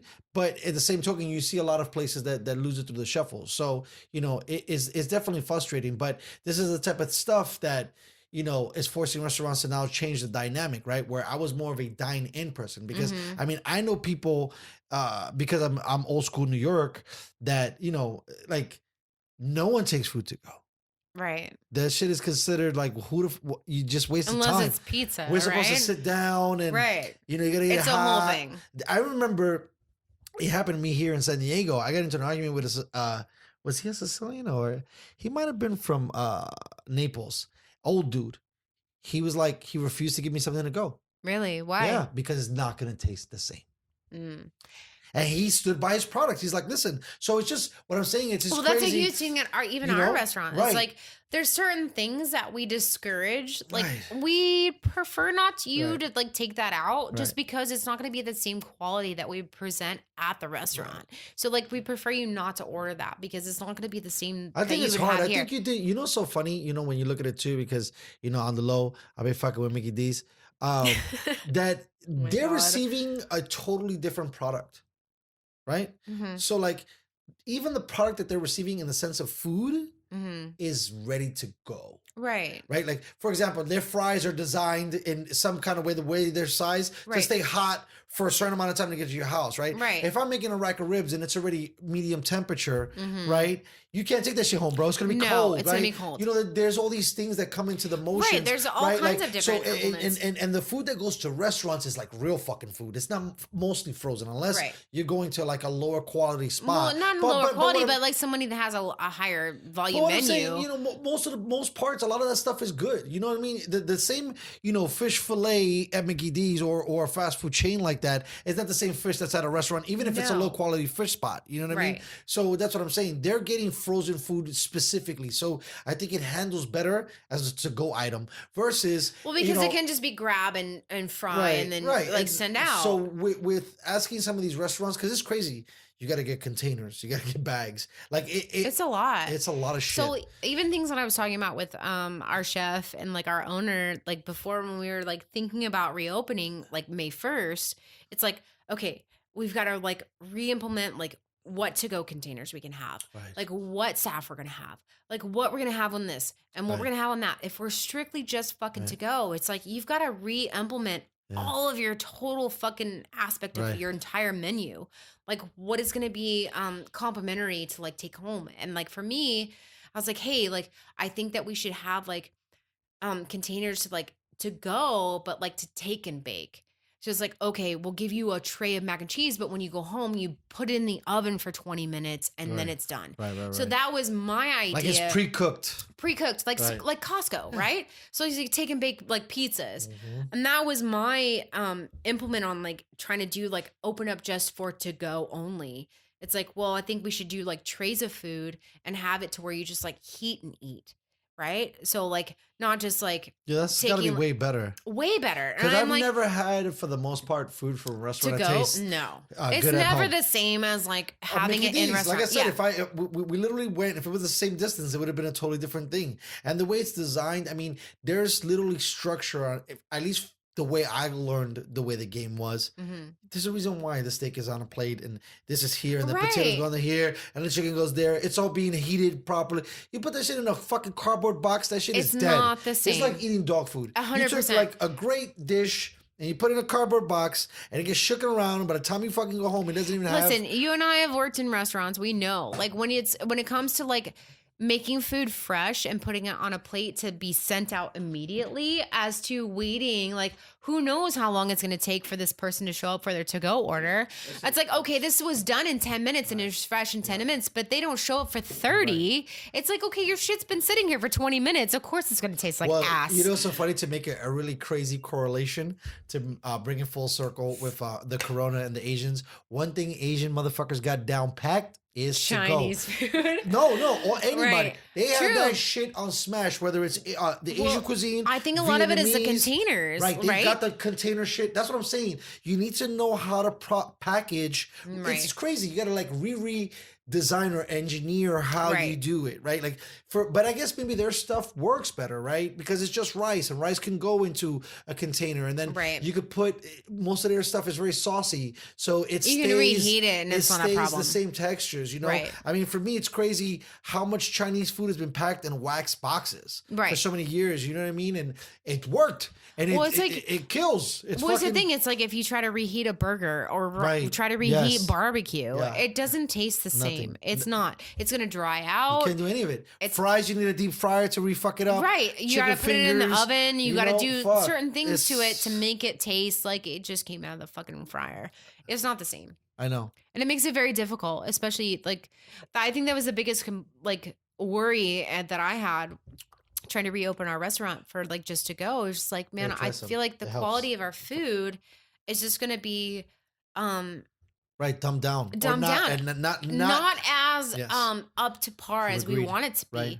And then it's through this whole other thing. It's like, oh fuck, do we really want to deal with complaints right now because things are already so wishy-washy? It's like, well, if we try to open for to go and people are complaining about just our to go, are we gonna like lose money on that? It was just like so much that it just didn't seem worth it. You know, it's so funny because one of the things I've always complained about in San Diego is the late night situation, but it's so bad. I wish we had more late night restaurants. For people that don't know what that means. You know, for who I thought that kind of nailed it on the low with what they were doing, and it's still maintaining itself and still having kind of like a value of it still being good when you eat it at home, is the dudes that own, what is it, Werewolf, and then all those guys, because they have like that $5 bite shit, right? It's 5 items. It's super easy, and they was already ready to go. Like that was their shtick. Well, that was like their thing, was like the late night to go. So like for Werewolf, that was downtown, but they owned Waterfront. Right. They bought Aero Club. Right? Don't they own this shit up here? The Hills. Yeah. They have but they do Eastbound. The same thing too. But yeah, they have like a late night kitchen. Right. So they have specific food items that's like a limited menu. It's like a 5-item menu specifically for late night. So like after 10 p.m. So like 10 p.m. to 1 a.m. they had like this menu you could order from, and their shit was always fucking fire. It was always good. But that's because they had specific cooks in line and specific items in line for that time frame. You know, so crazy because I'm fucking so particular, and I've been in the game for so long. I definitely think that, and maybe it's a Cali thing, I hate that cardboard shit. Seriously. So I come from a world, especially when we're talking about no the like a lot of the Asian cuisine, they do the foil, the aluminum cages with the plastic. That way, not only is it packaged, it keeps the heat because it's aluminum, right? Or it's some kind of metal material, and then it has the clear on top, so you could kind of design it so it also looks nice, right? And it's funny, but I've never. Those cardboard boxes really fuck up the way the food's supposed to go. And and being it doesn't retain the heat as much either. No, so like things get cold like immediately. It's not, and I don't know if it's did somebody send a deal? Well, if it's recyclable better. Exactly. I think it comes back. I think it comes back to that. So like when they pass environmentally friendly. Exactly. It's environmentally friendly. So when they pass like the plastic bag ban, did you take a sip? I did. The to-go containers changed then too. Right, so like they no longer allowed like certain to-go containers. So you had to have like biodegradable or like environmentally friendly stuff to go. So the plastic bag ban came, and then the to-go containers were in the same aspect. So they had to have like those cardboard things that we use now, which are totally trash. Yeah, they don't. I don't They like don't them. use it. But a lot of they're places use them. fine. A lot of places Everybody use them. uses A lot them. of the In places San Diego, use them. everybody uses A them. lot of places I mean, use it them. works, but like It's it doesn't. ish. It doesn't retain the No. heat. So when you get it home, you Right. have to reheat it regardless. Well, the thing is, I think that there's something weird that happens when it doesn't allow itself to retain the heat. It withers. So when you reheat it, it still sucks even more. Versus Right. like some of these, like I said, it's funny being in New York and in Cali. It's two different things. Go ahead. Everyone else's repertoire, right? He doesn't want to like have his own thing. He just wants to listen to everyone else. But I think he's very shy when it comes to like opening up to people. But when it came to it, like I think a few times that he came in, he opened up a little bit about his partner. And I mean, like what kind of guy comes in and tells you his partner, not his wife or his Right. girlfriend? When they say partner, that usually means man, right? You're talking. But I think that's what he kind of opened up towards me. I found interesting. I'm like, okay, well, that makes sense that he might be gay, in San Diego, in like East County of all places. It's like kind of hard to be. Well, that's not. I mean, that's. It's not hard, but it's changing now. It's changing now. But I Right. think on that aspect, it was harder for him to kind of like open up. It took him over a year. Yeah, but I think also too, at least from my perspective, two parts. First part, I didn't really pick to dive in, right? Because I was like, oh, you're self-sustainable. Right. Perfect. Easy. You're the perfect Super person. easy. How can I double you, triple you, quadruple you, and only have one crazy person to deal with? Right. Right. And then on the flip side of that argument, I kind of do miss that part because it was the enjoyable part. Trying to figure out people? Yeah. Yeah. That I think is a huge aspect of bartending, is like trying to figure out, especially people who are more reserved, like trying to figure out what their story is or why they're here, especially people who come in alone. It's like, okay, well, like what kind of conversation can I spark up with this person to pique their interest and get more out of them? So I think a lot of it is like trying to get a little bit, even if they're not willing to open, but like just getting that tiny bit and like running with it. So I think a big part of bartending is like being smart enough to read people and get just a little bit from them and like flourish on that, right? So like, oh, someone says like a random, sentence or conversation starter or whatever. And it's like, okay, how do I run with that to make this person feel more comfortable to open up and like keep talking to me and like have that conversation keep going. And that's the hardest part. I don't know if it's hard, but like that part that's I don't know. Not everyone has that aspect of like being able to dive into everyone and touch every part of someone and like have them be comfortable to open up to you and gain that confidence immediately or that trust immediately, where like, oh, I can probably tell this person what I'm thinking or feeling that I may not tell anybody else, So having that personality or flair or whatever you have to like really get people to fucking feel trustworthy of you, to give part of yourself that you may not be willing to give anybody else. Yeah. I think that's a big part of bartending, is like really having people open up. I think people that want to be good. Right. And having that conversation start, and like, not just that, but like what part can you pick from that and come in your own like psyche and brain to like start a conversation and have this person like continue to feel comfortable and have that conversation forthgoing, because not everybody's like that. Not everybody can have that. That's why I like the bros. Right. You know well, what I mean? they're The like motherfuckers mindless and like No, they not don't talk that. about anything. But But not that, but people that are already engaged Right. to get lit. right. Right, like they're Well, already. There's so much easier, and they want you to engage with them. right. You know? But not everybody that comes to your bar No, is like not at that. all. Not at So all. like for me, a part of bartending is really understanding Yeah. like psychologically what every person that sits down is wanting and needing from you. Mhm. And really engaging in that part. It's like, okay, so you can start small conversation like, how's the weather? What sports are you into? Blah, blah, blah. But like really getting someone to break down their walls and just let go and like really open up to you and like have a conversation like that's meaningful. and engage in that kind of way where they feel so inclined to feel like you're a trustworthy person, they'll keep coming back and like they want to continue that conversation with you. It's like, oh, okay, well, it's closing time. I got to go home. But you know what?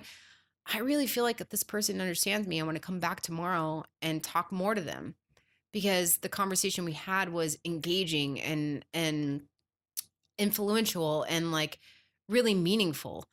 And I think that's a big part of maybe some things that bartenders or servers or whoever is in the industry at all kind of lack. Like they can't just be versatile with everyone. It's like, okay, this person's into sports, this person's into cars, this person has kids, this person has, you know, family issues or whatever it is, but like being able to be versatile enough to touch on every single basis and feel like as a patron, this bartender or whoever understands what I'm trying to say and have like an engaging, meaningful conversation. And that's what keeps people interested and keeps coming back, you know? So that's, I think, a hard part for people who are in the industry to understand. You have to be kind of versatile and like have no boundaries on what your, you know, conversation is going to be. It's like, you've got to like, even if it's pretend to be interested in anything that anyone has to say. It's so, because again, I've been like blessed to be so seasoned and I've listened to so many people's pitches.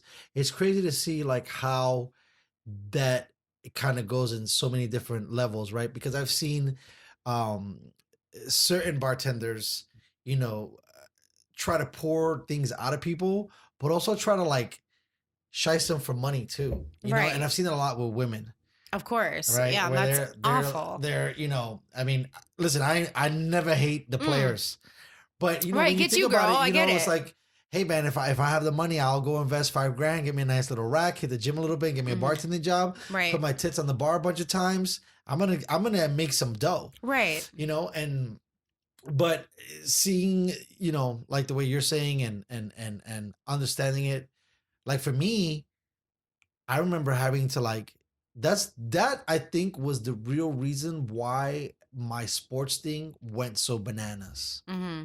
because I wanted a reason to relate. And when I Right. wanted to relate with you, I wanted to be all knowing on most topics. Right.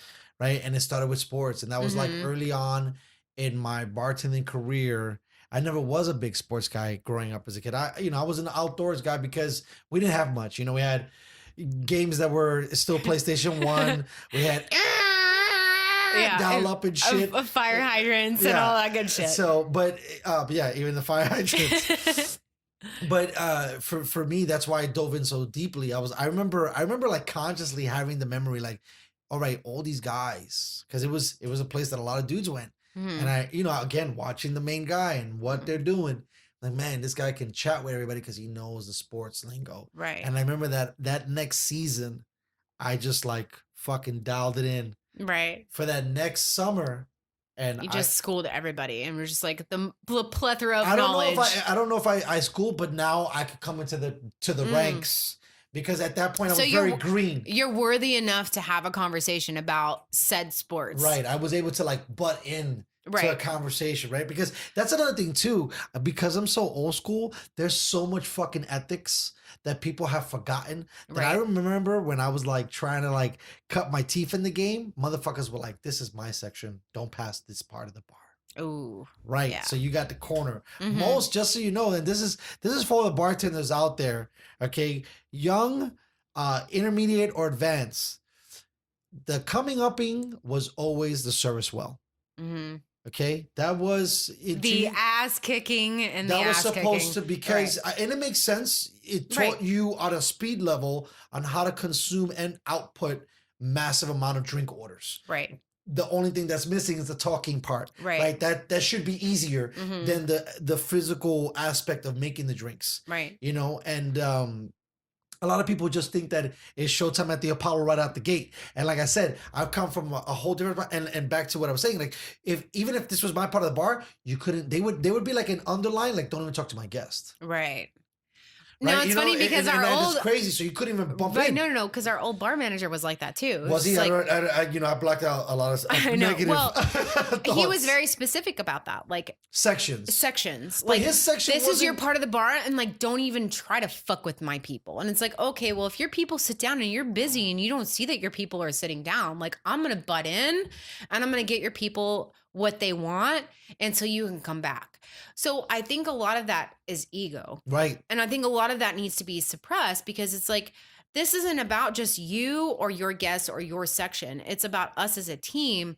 And whether or not, if you're busy and I see that somebody's being ignored or not being attended to, I'm going to not butt in, but assist you in helping get them started and be like, hey, here, what can I get you? Here's your drinks. By the way, like, so-and-so is going to be your bartender. He's busy or she's busy right now, but she's going to be right with you. Right. So like having that team spirit and like team coexistence is a huge part of like a busy bar.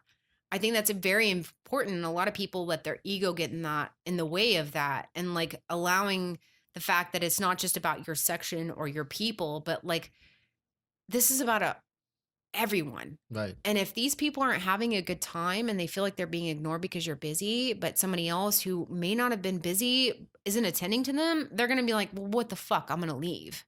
I would be that. If I was a person sitting at the bar, I'm like, boy, the fuck, there's like 2 bartenders, 3 bartenders. Why isn't anybody getting my drink?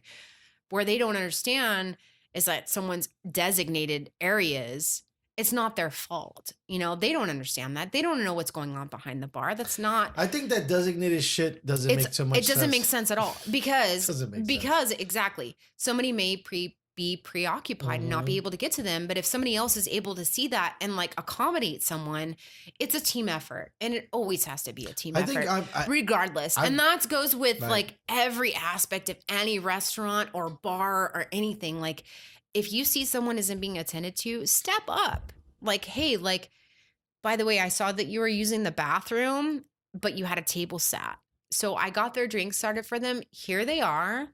You may want to go check on them and see what they want to order. But you see, the funny thing is that you're trying to blur the lines there a little bit, right? How so? Because server mentality is not bartender mentality, right? So the servers, and that's a weird thing too, because there's kind of like a cutthroat element. Agreed. In the restaurant game, kind of, and it's very sick. Yes, kind of sucks. But the thing is, like I was saying before, it comes from a very old school way of thinking. It. Like it's weird, you know. We've been through it because we had this experience, and we were able to see a lot of young people deal with chefs in a certain way. And I remember I've gotten plates tossed at me. Like I come from old school NYC where and if that's the principle, if there's a fucking tyrant in the back, how do you think everybody else is behaving that has power? Right. Like they're all tyrants. Right. I've been thrown staplers by managers and like people like it's been crazy issues in that regard. But like I said, it's always been that. So I don't know, with all of the hashtag movements, that the restaurant has kind of evolved, but not really. It's weird. It's kind of gotten a little smarter, but not that much. A lot of the same stuff. Right. The super cutthroat mentality is huge. And I get that. But like at a certain point, it's like, no, I get it. You can be cutthroat all you want, but it's not going to keep these people coming back to you. No, I get your point of view. I'm just saying, like, it's crazy to me that it's still kind of that thing, right? Like what I'm saying, and think about this, right? Our experience together too. I remember, how about this? Before I tell your story, when I first got here, right, to San Diego, and I think I told you this story once. I first got here to San Diego. I had gotten an opportunity to work at a night spot, right? We'll keep it pretty vague. And so I went, and it had been a little bit, but I felt confident that I knew what I was doing. But I still was a little nervous because always I get a little bit, the performance anxiety. I get like every the tingles. time. Doesn't so matter. I remember I went to the bartender, and it was a female. And I was trying to like say, hey, can I help out? Trying to be friendly, you know? And she was like, cut the fruit. And I was like, all right, bro. Yikes. She's going to be. Wah, wah, wah. And so I've seen that element happen a lot where new people coming into the bar, the people that are already part of the bar team for the most part, instead of they're not as embracing them, inviting. right? Yeah. Instead of embracing So that's what them I'm and saying. like For your experience, you know, not saying that you got lucky, but that's kind of the way I taught was like, you're welcome right out the gate. And that's for me. Well, I think that's know? important. So instead of embracing someone, they like make them feel like ostracized, like you're not fucking worthy yet. Like go over there in the corner and cut fruit and shut your mouth. It's like, no. But it's like the military a lot in that way too, where it's like you have to pay your dues. Like you have to pay you're your the dues. grunt. Right. And I can yell at you and spit at you and treat you like shit. And you get to come up and then the next person that comes in, now you're part of the team. Right. And you get, I get it. There's office culture like that. Always there's college, like that. There's university culture. But that's I like also that. think that it's like degrading and it's it's horrible. It doesn't help build a really structured team and like have someone really feel like, hey, I'm going to be part of something bigger than myself and like really wanting to put their forth all, you know, like, hey, I'm going to come in. I've been welcomed. I'm going to put all I have into it because my team has supported me too. Yeah. So I think that like a big part of it and a big aspect of it is like putting that ego aside and saying, no, we're going to do this for the better part of our community or our guests or our clients or whoever it is. Wait, that's like, so big of you. Well, building that team. Right. You know what I mean? Because building that team to like, okay, if I teach this person the right ways and like, this is what I want you to do. And this is the right way. And like, if you have questions, ask me, don't ever feel afraid. And having that build up instead of like that degradation and like putting down and like, oh, now you're just a piece of shit. Go cut fruit. Like, what is that person going to be like? This fucking sucks. Either they're going to quit or they're going to be a fucking, an aggravated employee who's not going to be part of the team. By the way, that's a totally different aspect, you know? That day was mad busy and I still fucking murdered it. Fuck that bitch. And she ended up fucking jocking me big time because I murdered it. I was like, oh, cut the fruit. No problem. It's the best fucking fruit I'm gonna cut. I'm gonna fucking shine right now. No, there's different aspects to it. So like I get animal. that like that's a huge part of like building your persona and like understanding the ways of how things work, right? And like having to start from the bottom and work your way up and like having to go through all those levels of bullshit and hatred and like everyone the agony and everyone dogging on your ass. Like I get that, right? Mm-hmm. But I think there's a way to really structure it in a different level of like having that in a somewhat aspect of like dogging their ass and like kind of fucking talking shit and be like, nah, this is the wrong way, but also helping them build on their own strengths and value and like understanding that instead of just totally dogging them the whole time. Like, yeah, it's part of it. You're going to get some shit talked to you. You're going to be like, you're a fucking clown. You suck, blah, blah, blah. But also giving them those positive reinforcements too. Because in the end, it's just going to hurt you if you fucking are constantly dogging on their ass, right? I think this is like a very difficult challenge for bar managers. I think it's a little easier in corporate because you get the money. But you literally, like, I think people forget, but it's almost like you got to handpick motherfuckers. Right.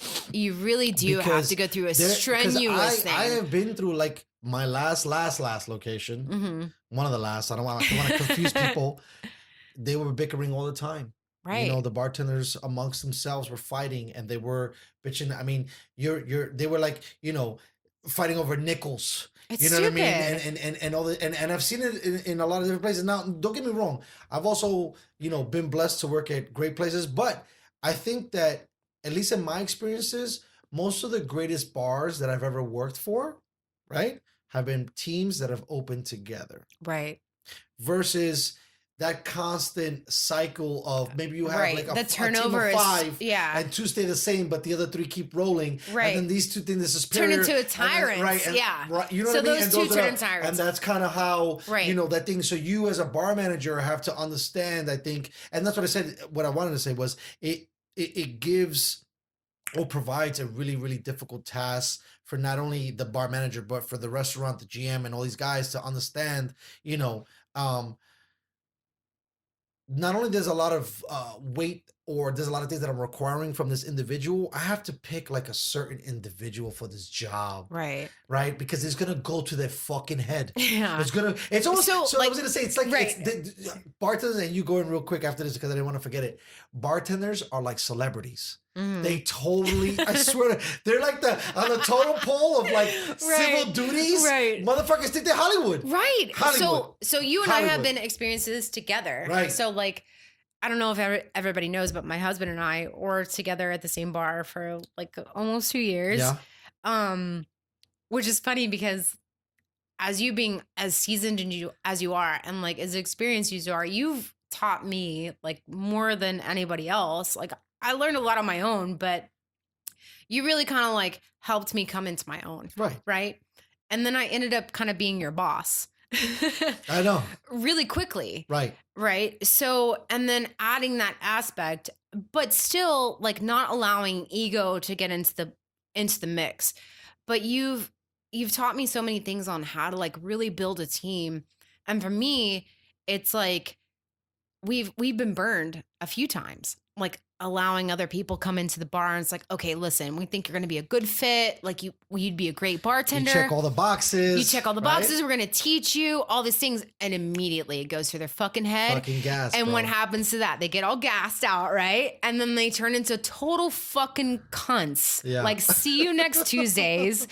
And they're like, oh, my shit doesn't stink. You can't tell me shit. I know what I'm doing. And I'm like, bitch, you don't even know how to make a fucking margarita. Just shut the fuck up and sit in the back seat. But having that, it's like, it's really hard to build a team. It's very difficult. It's very difficult to build a team that's Right. willing to be on your same page and not Right. like have that gas mentality of like, oh, now I'm the shit because I'm a fucking bartender, blah, blah, blah. And it's like, no, you don't understand. Like there's several elements to this that needs to happen to make this work effectively. And they're just so fucking full of themselves that they just don't even care.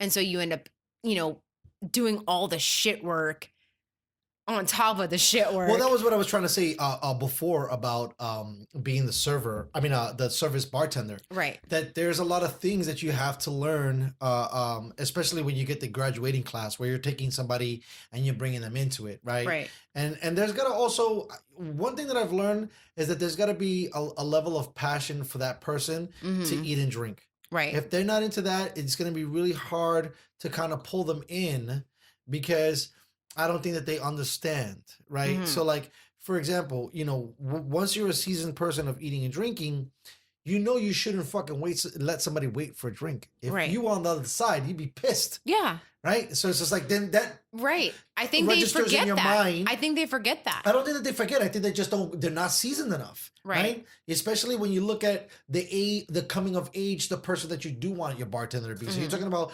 21 or 25. I mean, we personally know people that didn't even drink or don't even go out. Right. And we're asking them to recommend. I mean, basically it's weird. It's like, I know sommeliers get all this great cloud, but bartender's supposed to be the fucking god of the building in the sense of they're supposed to tell you like, yo, this wine fucking sucks. This is a Right. better one. Not that I'm trying to upsell you, but I'm like, dude, you can kill on this crap. Yeah. But there's a little better, you're gonna enjoy it. Or, hey, I'm confused. I never had this before. Hey, I drink this. This is fantastic. Don't worry about it. Have two. You're gonna love it. You must become like, that's why in my words, it's just like, I always say that I'm a legal pharmacist in that way too, because I'm Right. prescribing you things. You're like, hey, should I try What are your this? tastes? What are your likes? What do you enjoy? So how the fuck can I tell you that if I never drink? Exactly. Right? If I've never had whiskey, how can I tell a guy, yo, this whiskey's fire? Or, Exactly. hey, let's do whiskey shots. Or, because it's always like a thing. I could keep giving different analogies about it, but the best one that covers it, it's always like, you don't trust a skinny chef, right? So like, Right. you almost want your fucking bartender to be a little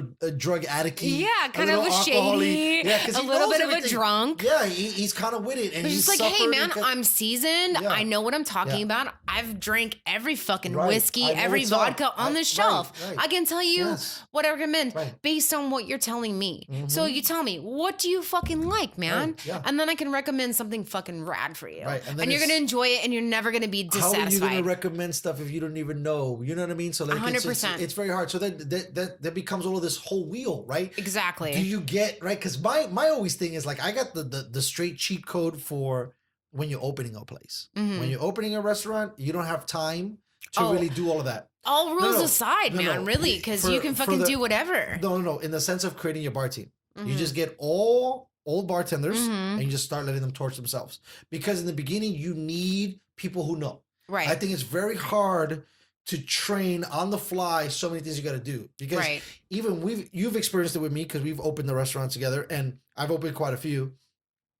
Even the people that are seasoned servers have a hard time grasping the interface of the POS, Right. grasping the timing of the kitchen, understanding how maybe the floor and how it runs. Maybe their section is weak, maybe their section is strong. A lot of these Right. other things come into to play, you know. But for the opening part, you just get assassins. The hard part is once you're established. I mean, it'd be great if all the assassins could stay, Right. but it just doesn't work like that. No. Bartending, it's weird. I mean, you do have people that have been in spots for a long time, but that's usually not the thing. I mean, bartenders, they're interesting people because they're very.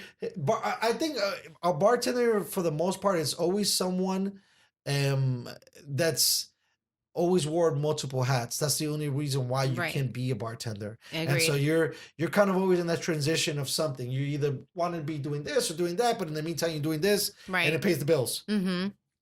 I agree with that. And so you could always be swiveling. It kind of gives you that swivel. And also, excuse me, depending on where you're at, I mean, I've also, made you privy to that as well. When you get a good clientele, I mean, talk about contacts, introductions. I mean, games for tickets or Yeah. tickets for games.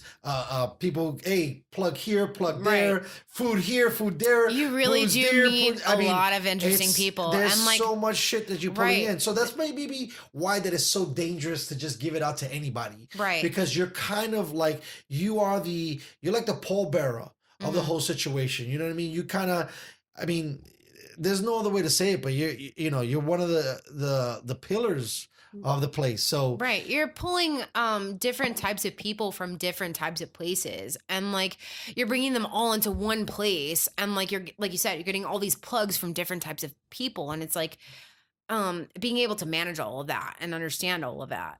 I totally get it. It makes totally sense. yeah, it's pretty insane. It is. And not everybody's capable of doing that because not everybody's as versatile. Right. And I think bartending is a huge part of that. It's like you have to be able to be versatile. Even if you're not, you have to be able to fake that. You have to be able to pretend to be versatile. Like for me, I have strong views on all kinds of shit.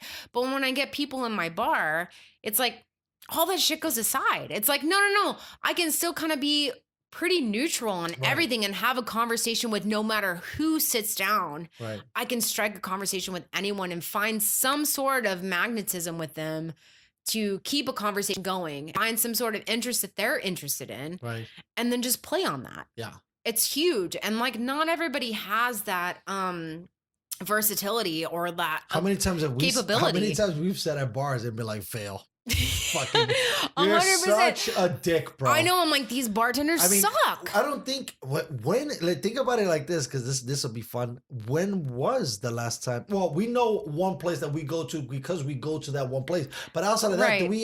have we ever wandered into a spot that was like, wow, that was really good bar service? I think that we've had 2 bars in the entire time we've been together that we've really enjoyed and gone back to multiple times because of the Right. bartenders. We already know Because one. it doesn't What's the matter. other one? The one here locally and then the one downtown. Right. Yeah. So Right. I think it doesn't matter because I can fucking buy Because I can buy a Bud Light and you can buy a Coors Light anywhere in town. Shout out to him. I don't even know. You have his number. I'm gonna send him on this episode. Maybe he'll come through and I could get him on the show. But, Yes.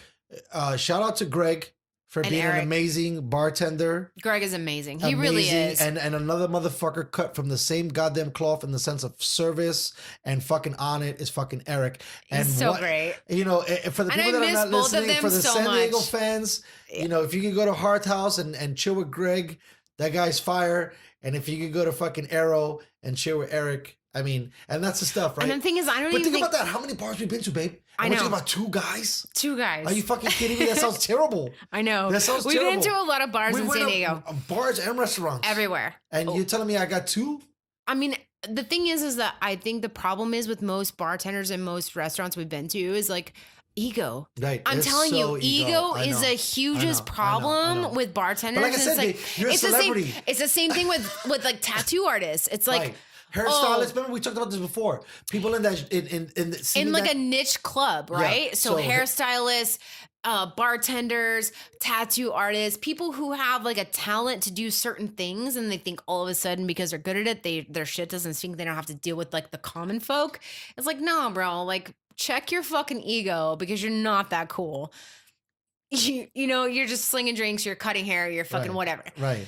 It's not that great. No. If you can be personable and like really touch base with your fucking clientele, that makes you bigger and that makes you better and that makes you really have that ego that you deserve. Other than that, like, you're fucking horse shit. Get the fuck out of my face. You know? Nobody gives a fuck. Like, how many times do we go downtown and it's like we have the bartenders that are like just so fucking nonchalant. They just don't give a fuck about you and they don't give a fuck about your drink and they're not like personable at all. And it's like, you know what? Fuck this guy or fuck this girl. I'm not going to do this all night. What am I going to fucking pay 25% for this bullshit? Like, you treated me like shit the whole time I was here. Like, I didn't exist. Wait, because you think you're cooler than me? That's not okay. That's why most of the time, I know you and your cousin call me bougie, but that's why I pay top dollar to go to spots where I'm like, look, at least if this motherfucker's not going to talk to me, he's going to get everything else right. Right.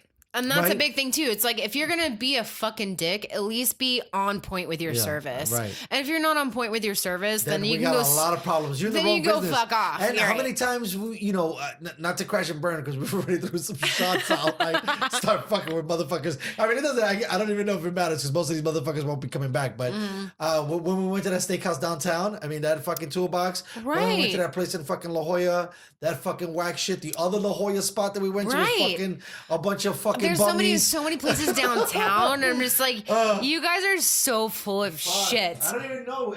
Oh my God. So many places. And I'm like, you know what? Your bougie fucking ego, attitude that you have, I'm like, I'm not buying it, bro. That's the thing. The biggest thing you told me, like when we first started, is like, you have no idea who's sitting down at your bar. Yeah. You don't know if this guy's a millionaire.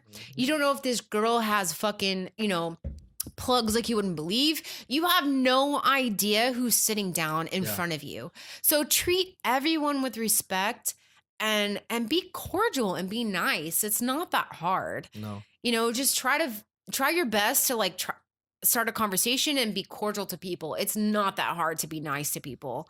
And I think so many people get it in their heads of like, oh, well, I'm the bartender, so I don't have to fucking be nice, or I don't have to do this or that. And it's like, no, man, you have no idea who's sitting in front of you. You have no idea.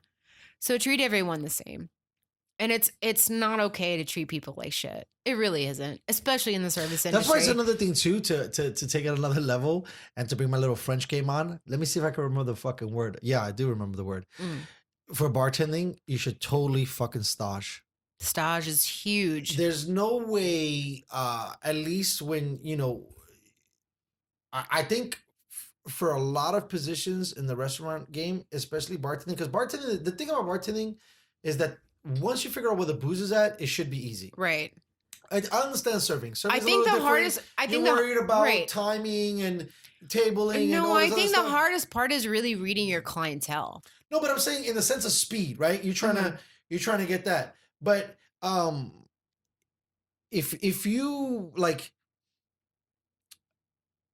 fuck, I think I lost my train of thought. That's okay. But let me see if I can get it back. Well, I think so for me, I think that a lot of it is like, no matter where you are, like really knowing your clientele, right? And understanding what kind of patrons you're going to have. So if you're at a dive spot, understanding like where your dive spot is. And like if you're at a bougie spot, like understanding how to deal with your bougie people. Well, go ahead. Remember your spot. Okay. Yeah. No, I was gonna say like with the staging, like it might be a little different with serving, but bartending, once you kind of get the feel of the bar, you should be ready to go. Right. So what I'm saying is having that opportunity to let me see you work, right? Because you could you could lie, you can whatever. I mean, I don't know how you could remember some of the drinks, but let's say they even fake that.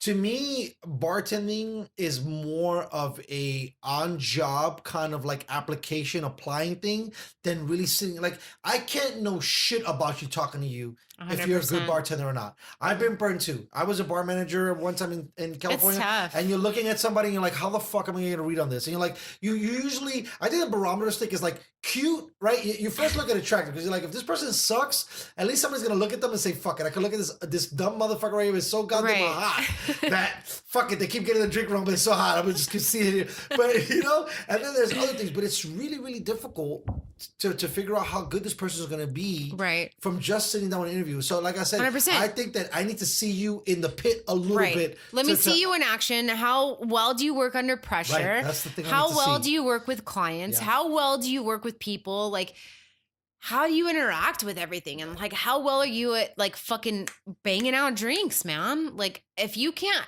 handle a service well on a fucking Friday night, then what the fuck am I gonna do with you? Yeah, I think like especially cocktails aside, you should be thrown into the fuck. You know me, just fucking Let them drown. Yeah, Let them just drown. burn you and drown you. So if there's anything that my husband's taught me, and I love you so much, I love you it's so just much. like, let them drown. Just drown them on purpose. Ignore fucking 3/4 of your bar and let this other person fucking drown and let them see what they're really capable of. Because then you really know Right. what they're capable of and what you're going to have to like Think about pick you. up on their slack. Think about you, because I drowned you a bunch of times. But think about the You moment. did drown me a lot. Think about the moment from being so scared because I think maybe that's a part of it too. And I've carried that. Huge. No, I've carried that through the years when I get a little bit of the anxiety to the show, because having that moment where like, damn, I might fuck up. I don't know. Am I gonna be okay? To being in the shits is such a huge jump. I just Huge. said something small, but just being able, and then you have to drown because you need to basically be in a panic mode Mm-hmm. to calm yourself down. There's nothing I could do Nope. to help you through that process. Nope. It's so weird. Like I could want to hold your hand. Like think about this, right? You But it's stand not gonna side by help side me with the any. bartender person, Right. and they're not learning. I gotta be like, bro. Exactly. They're you not going gotta to learn anything. Go fuck it up. Make the drink wrong. Right.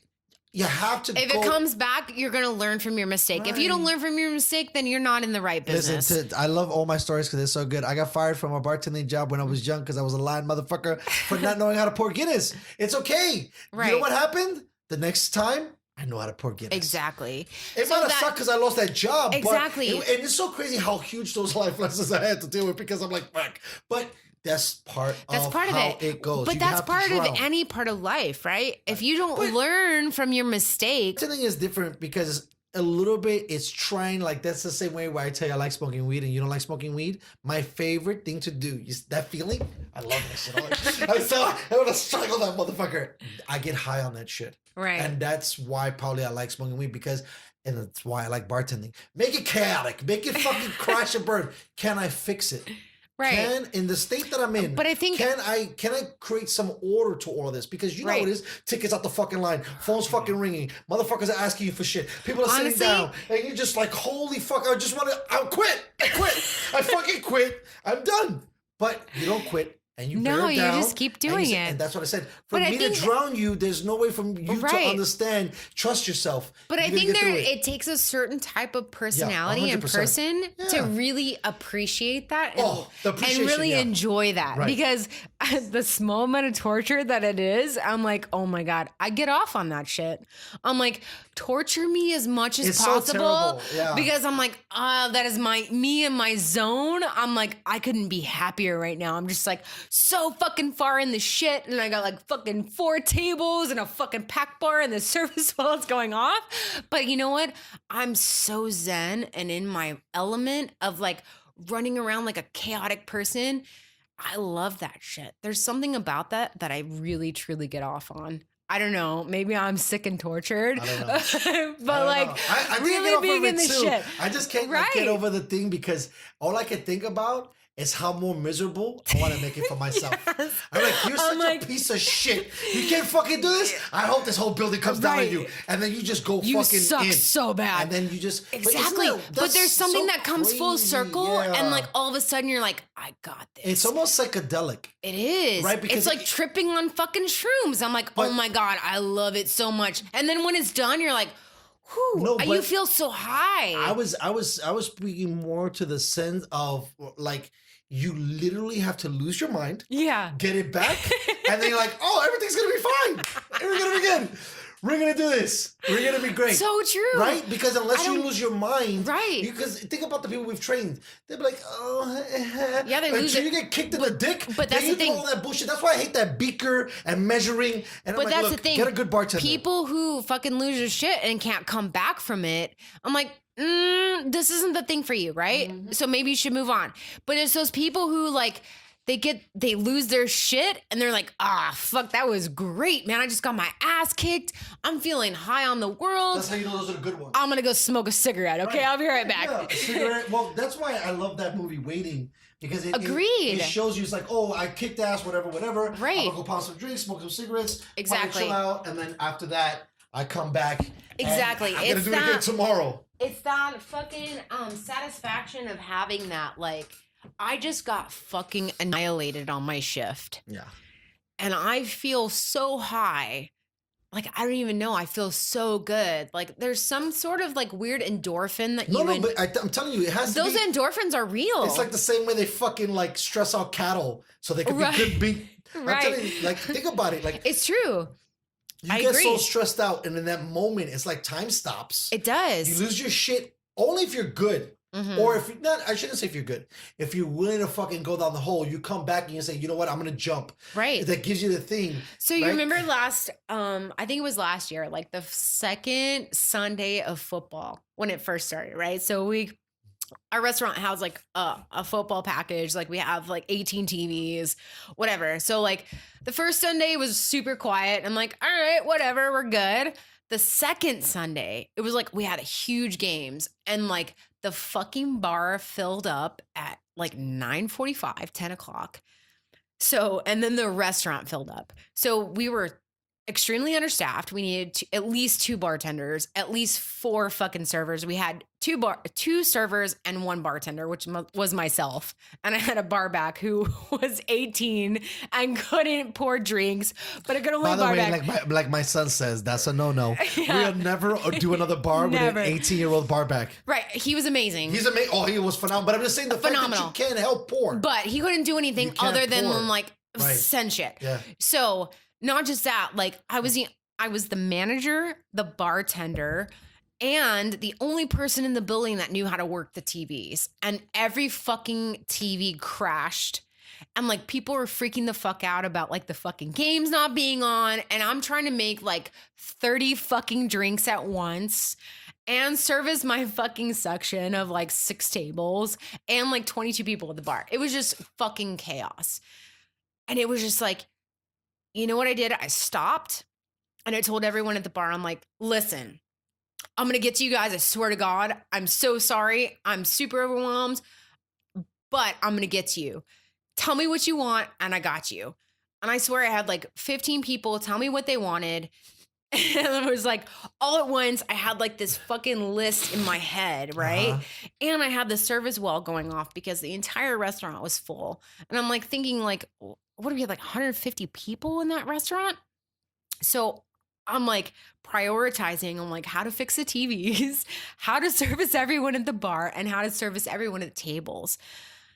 And I'm managing. So anybody who's pissed off wants to talk to me too. So I'm like, at that moment, I think I had like this super big epiphany of like, I am in such deep shit. I don't even know where to start. I'm like, I just stopped and I looked at my barback at the time. His name was Alex. And I'm like, I don't even know what I'm doing right now. I'm like, I don't even know where to start. And he's just like, what do you need me to do? He was the greatest barback ever. He was just like, tell me what you need me to do and I'm going to do it. So I just started fucking handing out fucking lists of shit to do. And I just fucking put my head down and I just started at the top. And I just went down the list and like 30 to 45 minutes later, everyone's like chilling and all the games are on. Everybody's chilling. They got their drinks. And I'm like, okay, finally starting to calm down enough to get people's food orders and whatnot. And everyone's like, man, that was so no problem. Like, it's cool. Like, we don't worry about the wait. Like, we appreciate you're working so fucking hard. But that was like the epiphany moment of like Zen for me. I'm like, holy shit. I don't even know how I went through all of that and made it out on the other side. But the amount of gratification I had from it would like sent me through the roof. I was just like, I fucking did that. And like, I will brag about that probably till the day that I die because it was just so chaotic. And I don't know if anybody else could have done that. Maybe they could have, but I'm sure there's amazing people out there that could have. But for me, that was just like such a trying moment in my life. It was just like, wow. It really makes you find out what you're made of, man. Right. And I'm like, I really made it on the other side. I think it's weird too because it's a lot like the psychedelic because it really, especially when your dick kicked in a lot, right. It really makes you reflect on like, yo, I need to step my shit the fuck up because I can't handle this shit. Right. You know, and I know, I mean, I've been part of and I've spoken to people and vice versa, you know, it's good when there's like low days because imagine that beating every day. There's no way. You'd be so fucked. So fucked. Not just that, but you're just so wiped out. There's only so much you can expect from one person, right? And I think that's why it's good that the bartender, like even if I was running it, I've always said it's like, okay, if I had a bar, I would like mandatory every 3 months. All right, I need you motherfuckers 2 weeks out of here.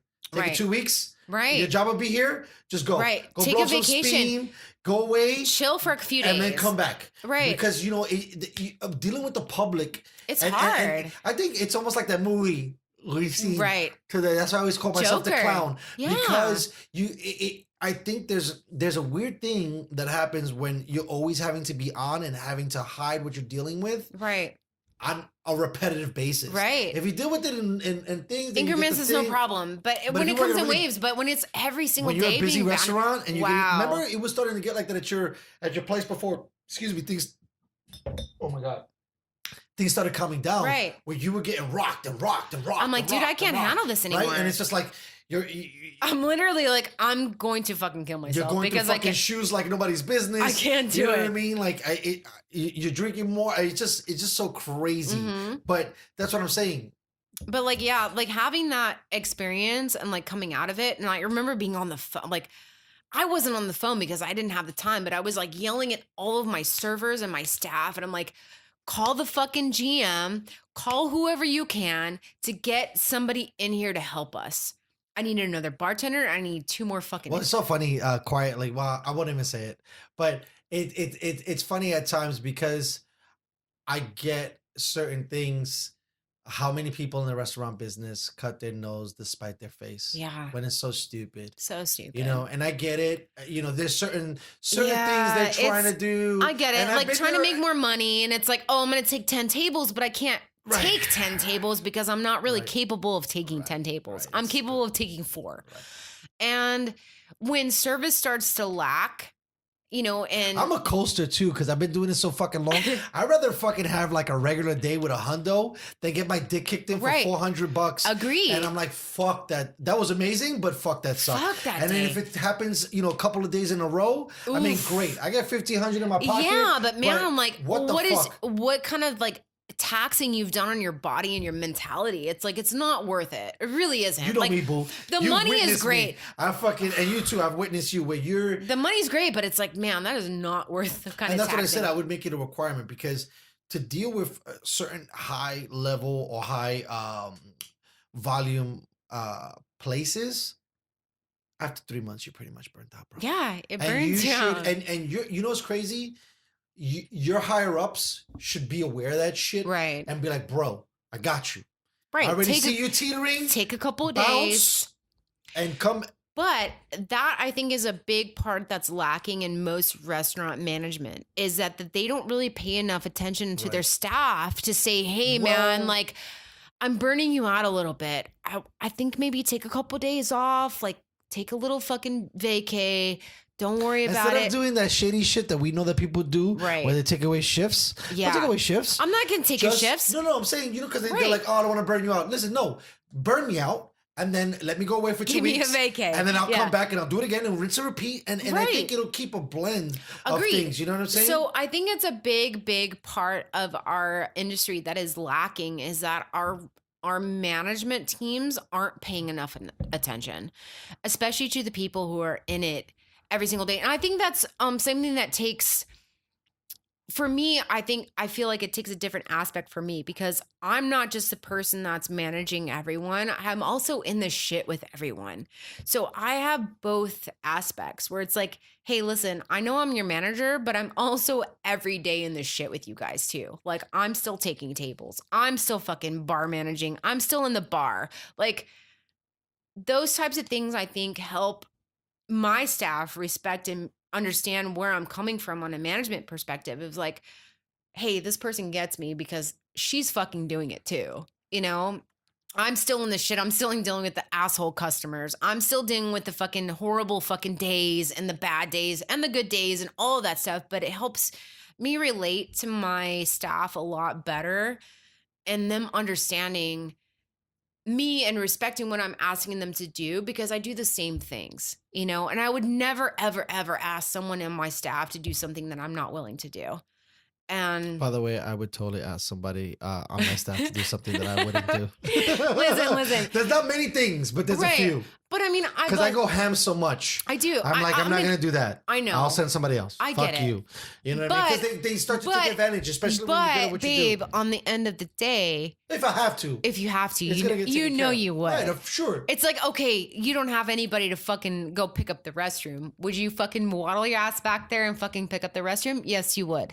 Because I know you and you're a good man and you've always been really good with your people and your staff. But listen, those are facts. And maybe there's like some post-traumatic stress because as a punishment to myself, I decided to, clean bars in San Diego for a hot minute. And, maybe I'm over it. But yes, I don't have problems doing No, you don't. And like, work, that's the thing. It's like no job is above you. Right. And that's what made you a really good manager. And that's what made you a really good person. And that's what made your staff respect you and understand where you're coming from because there was nothing that you weren't willing to do that you asked them to do. And that's something huge, I think, that a lot of restaurants lack in their management. It's like, you can't just be the person like cracking the whip on the top of the mountain. Right. You've got to be down in the shit with them too. And I think there's something that I'll never, ever, ever forget. And that is one of our investors who's a multimillionaire and has more money than God. His son, who also has more money than God. When we first opened our restaurant for like the first 6 months, his son was in there bussing tables. I love that kid for that shit. And washing tables and sweeping floors. I remember. And like carrying bus tubs and be like, he was the first person to be like, hey, Wow. are you okay? what? Can I get you anything? Do you need anything? What can I do for you? What can I do for you? And I'll never forget that. And I don't want to see his name. No, but I know. I got but you. he was I know exactly what you're talking about. I know you do. Yeah. But he was an amazing human being and I'll never forget that Yeah. man. And every time he comes, his- every time he steps foot in Yeah. that restaurant, he does the exact same thing. Yeah. He goes out there and thinking about he it, busts I his would love to tables. get that cat on and- my show. Right? I know you're talking about it because but he's just so Yeah. grounded and He was understands. unbelievable. He was unbelievable. You're talking about a man who has more fucking money than God and he's bussing fucking tables and sweeping floors and asking the staff, like, not just like the bartenders or servers, but asking the bussers, what can I do for you? He's running food. He's doing whatever he can to make sure everything functions on a really amazing basis. Like, what kind of customer service that is? That's fantastic. Homeboy was dope. Amazing man. Homeboy was dope. And I'll never ever forget that. I like that that kid. stands out in my mind for the Yeah. rest of my life. Yeah. Well, it's funny for me because that's actually the second family that I have met that has a generation in the Right. game. Huge. And seeing them go through it. But the other generation that I worked with, they weren't so hands-on-y. But I think that's probably more to do with the way things were. But it's not entirely true. It just depends. But him, I never seen somebody like compared to him, I mean, I haven't even seen motherfuckers that like that motherfucker went above and beyond. Right. Most people I've ever Huge. seen work. Right. Right. You know, and potentially to have like not your name on the building, but kind of sort of. Pretty much. And you're crushing. Right. Better than most motherfuckers I've ever seen in my life. Like he's probably wearing a $500 fucking shirt and he's got that shit rolled up and he's got like barbecue sauce up to his elbows. That's like, funny. come on. That's what I love about this thing, because it pulls things out. That would be what a kooky motherfucker. Right. But what an amazing human being too. Hardworking. Like, I think that's one thing that I think we shared together too. Within our clique, that I think some people, and I hate to call it that, but some people didn't understand. But you know, we really, when you're a hardworking person, you really, really, really admire someone who's additionally hardworking. Yeah. You know what I mean? And you have, when you're a hard worker and you get it once in a while to see hard workers, or you're on the A team like we had for a little bit, where it was all hard workers. And Joe talks about this too. You start to despise motherfuckers' work ethic. Yeah. When it's like, I mean, mediocre, you're like, all right. But when it's just like below blatantly, that, like fucking non-lackadaisical. Yeah. At least milk it in a little bit, bro. You know what I mean? Try something. It's really tough. And I'm a really forgiving person. You know that. I do. You know, and still I'm just like, come on, bro. Just fake it. I think that's the thing. It's like that made me realize is like for you, it's like watching you like really hate on people that were like milling it in made me realize like, well, if you're like hating on these people that are milling it in, like these people are really fucking bad. Right. We were asked to do so much and like we had to hold so many job titles to really make things work for a better good. And it's like for you and I, we had a bigger vision on like what we wanted from the place. It was like, this isn't just about me. This is about the greater good of this entire restaurant. And we wanted it to be completely successful. Well, you know what? From a man, Jimmy Zoll. Okay. Yeah. I'm gonna throw a half court shot. I think, and this is a shout out to a lot of people, because I really hope that restaurant people hear this. Whether you mail it in or not, whether you're the best employee, whether you're not, whether you're shitty, whether you're great, the one fucking job you have is to keep the doors open. Yes. You know, if you're the worst of things, bro, well, you know what's going to happen? They're going to close that motherfucker. Right. And I don't know about you, but I hate job hunting. And that is a driving force to me, that a huge reason why I go 110% is like, I want to keep the job that I have. Yeah. I don't want to have to fucking lose this motherfucker and start the whole process all over again. Where I got to meet people, I got to blend, I got to fucking find the balances, I got to approve myself, I got to work up the hierarchy. No. It's tough. And I think that's a big part of people forget. It's like your one ultimate goal is to keep those doors open and to keep people coming back. So whether or not you think it's not your job or it's not your section or it's not this or it's not that, ultimately, if it's hurting the entire business, you're going to basically be firing yourself. You're going to close those doors and you're not going to have a job at all anymore. So ultimately, your goal should be to provide the most excellent service you have, regardless of what section, regardless of what person, regardless of what table, whatever it is, you should always want to provide for the people that are coming in those doors, because they're the ones paying your bills. They're the ones being able to get your nails done every fucking month, and for you to go out every Friday, Saturday night after your shift to get shit-faced at the local pub. Those are the people providing that. And if they stop coming, you stop getting that. And that they stop providing, and therefore you're no longer able to have that fun. And that's the biggest ultimate thing that we have as restaurant industry people and like customer service industry. Like, make sure these people come back, make sure they have the greatest experience ever and that they keep coming back, because that's how you live. And that's what pays your bills and what gives you, all the aspiring that you have to do to get your fucking hair did. So go get your hair did, girl.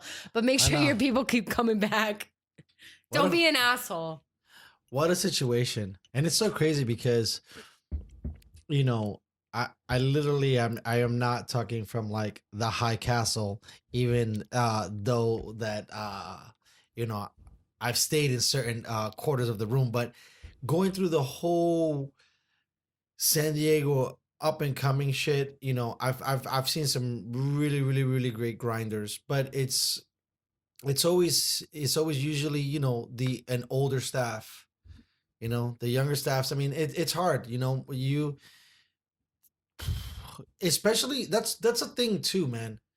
Restaurant, right? It's a whole nother fucking animal, because It really bar, is. it's so much more simpler, and Mhm. I always tell myself, I'm like, you know what, I'm gonna get away from this fucking food game, but I don't know for what reason. I mean, I've done the nightclub thing, and I've done a bar only shit, but I don't know. There's a lot more moving parts, I guess, because you have a larger staff and you got to do a lot more, and Well, I think it's a that, lot and more there's like a difficult different, because when you just got to deal with bartenders, it's not easier, but it's a little better.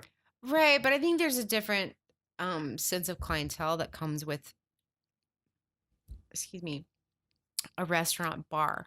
So like you have people who are just maybe a little bit more easygoing, right? A restaurant bar is different than a nightclub.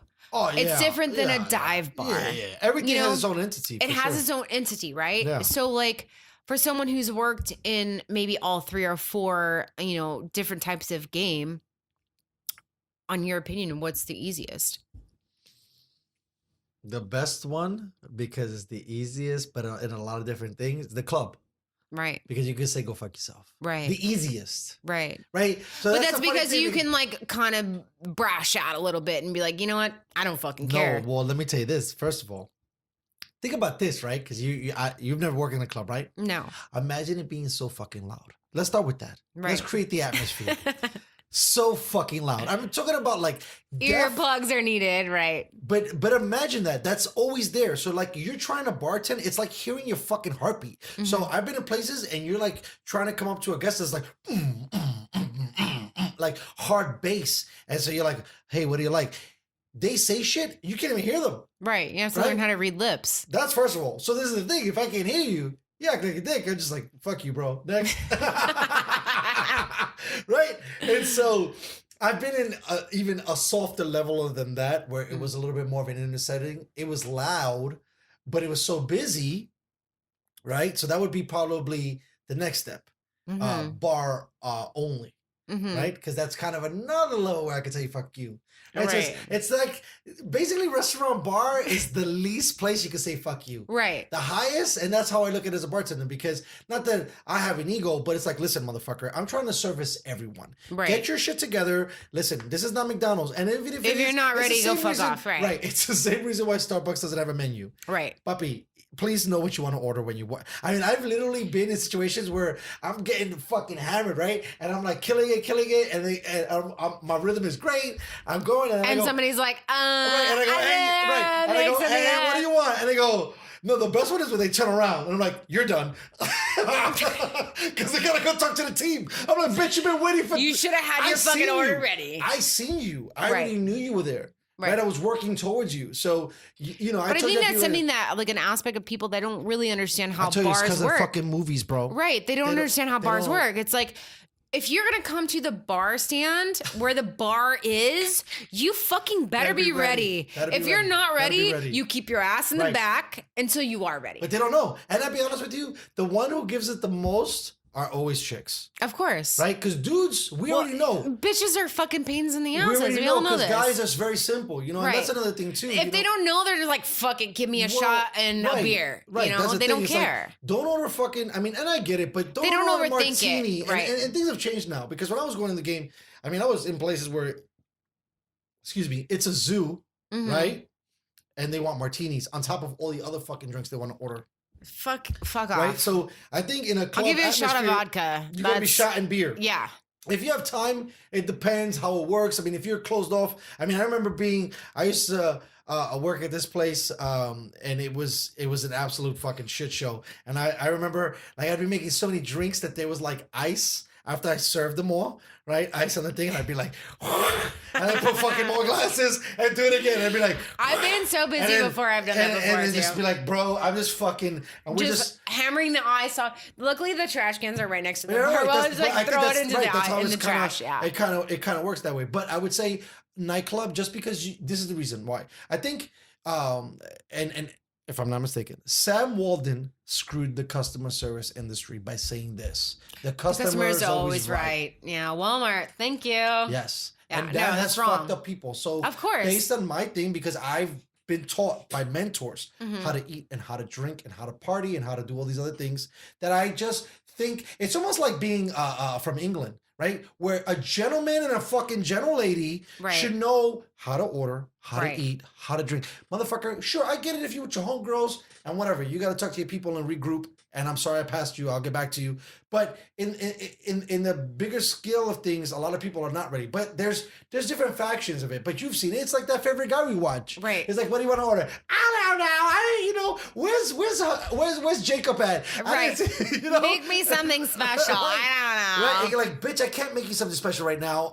It's busy. But like I said, it's usually, but back to the customer's always right. They're not always right, first No. of all. Second of all, I think as a bartender, when you're seasoned, you have less tolerance for nonsense. So the better deal is probably a busy nightclub. You just Right. gotta learn how to read lips. In second place is a bar. And then, like I said, in the lower spectrum for me would be the bar restaurant, because most bar restaurants are usually corporate, and because they're corporate, you're handcuffed a lot more things that you could Right. do, say, and interact. You know what I mean? And then, to me, there's always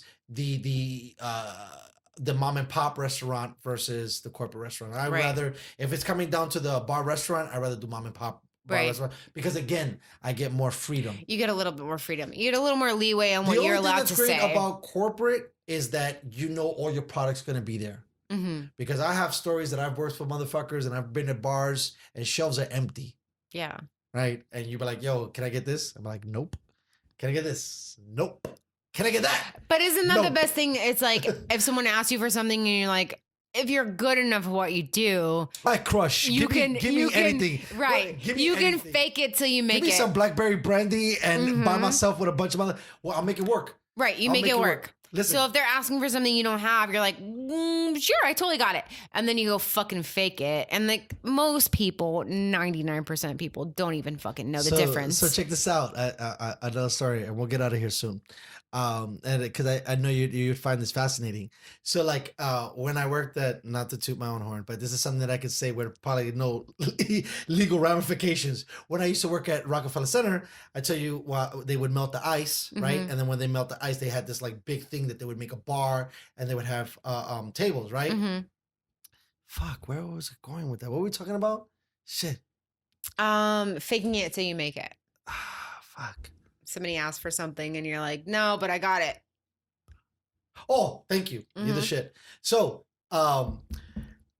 it would get so busy, and this was a very interesting situation for me, because there was no back. So the same way we have the octagon, think of the octagon with no center out, and there's just same thing, customers everywhere, right? So you're kind of fucked. So because it used to get so busy, they got greedy.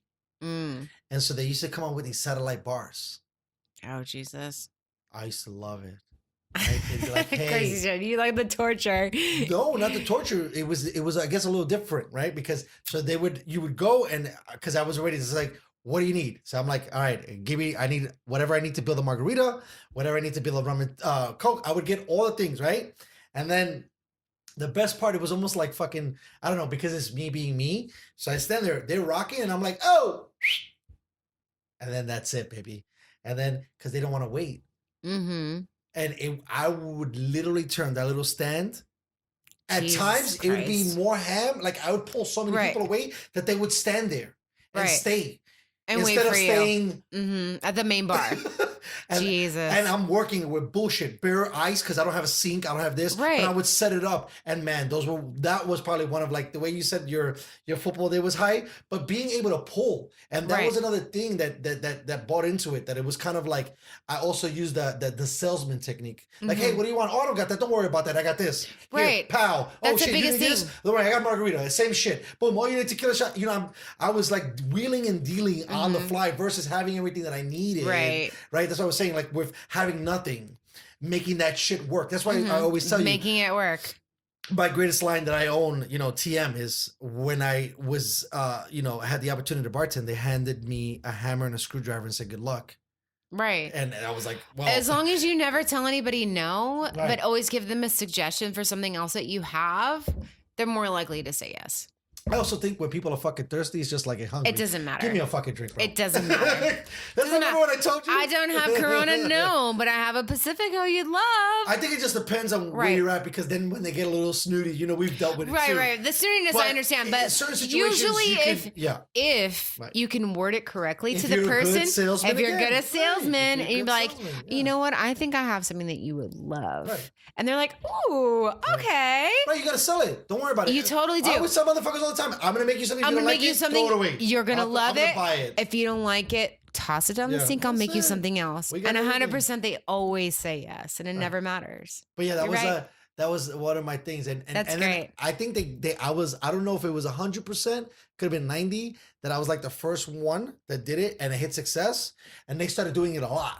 Oh, I'm sure. And then It other took people off. didn't have the same success, so they would, you know, like they tried it, but it Right. didn't work as Well, you have effectively. to have the right person. Right, Like, because other people would just post up. well, of course. Right, I would see people waiting online. I'm like, bro, just be like, hey, yo, wait, come here. Hey, but you know what? Not everybody's Right, you, babe. Right, I know. But I remember, and then it would be busy back at the bar, and they'd throw me back at the bar, and I would do my thing there, and I would see them just like at that same thing, and I was like, I was crushing that spot. But okay, you made it whack. But that's the thing.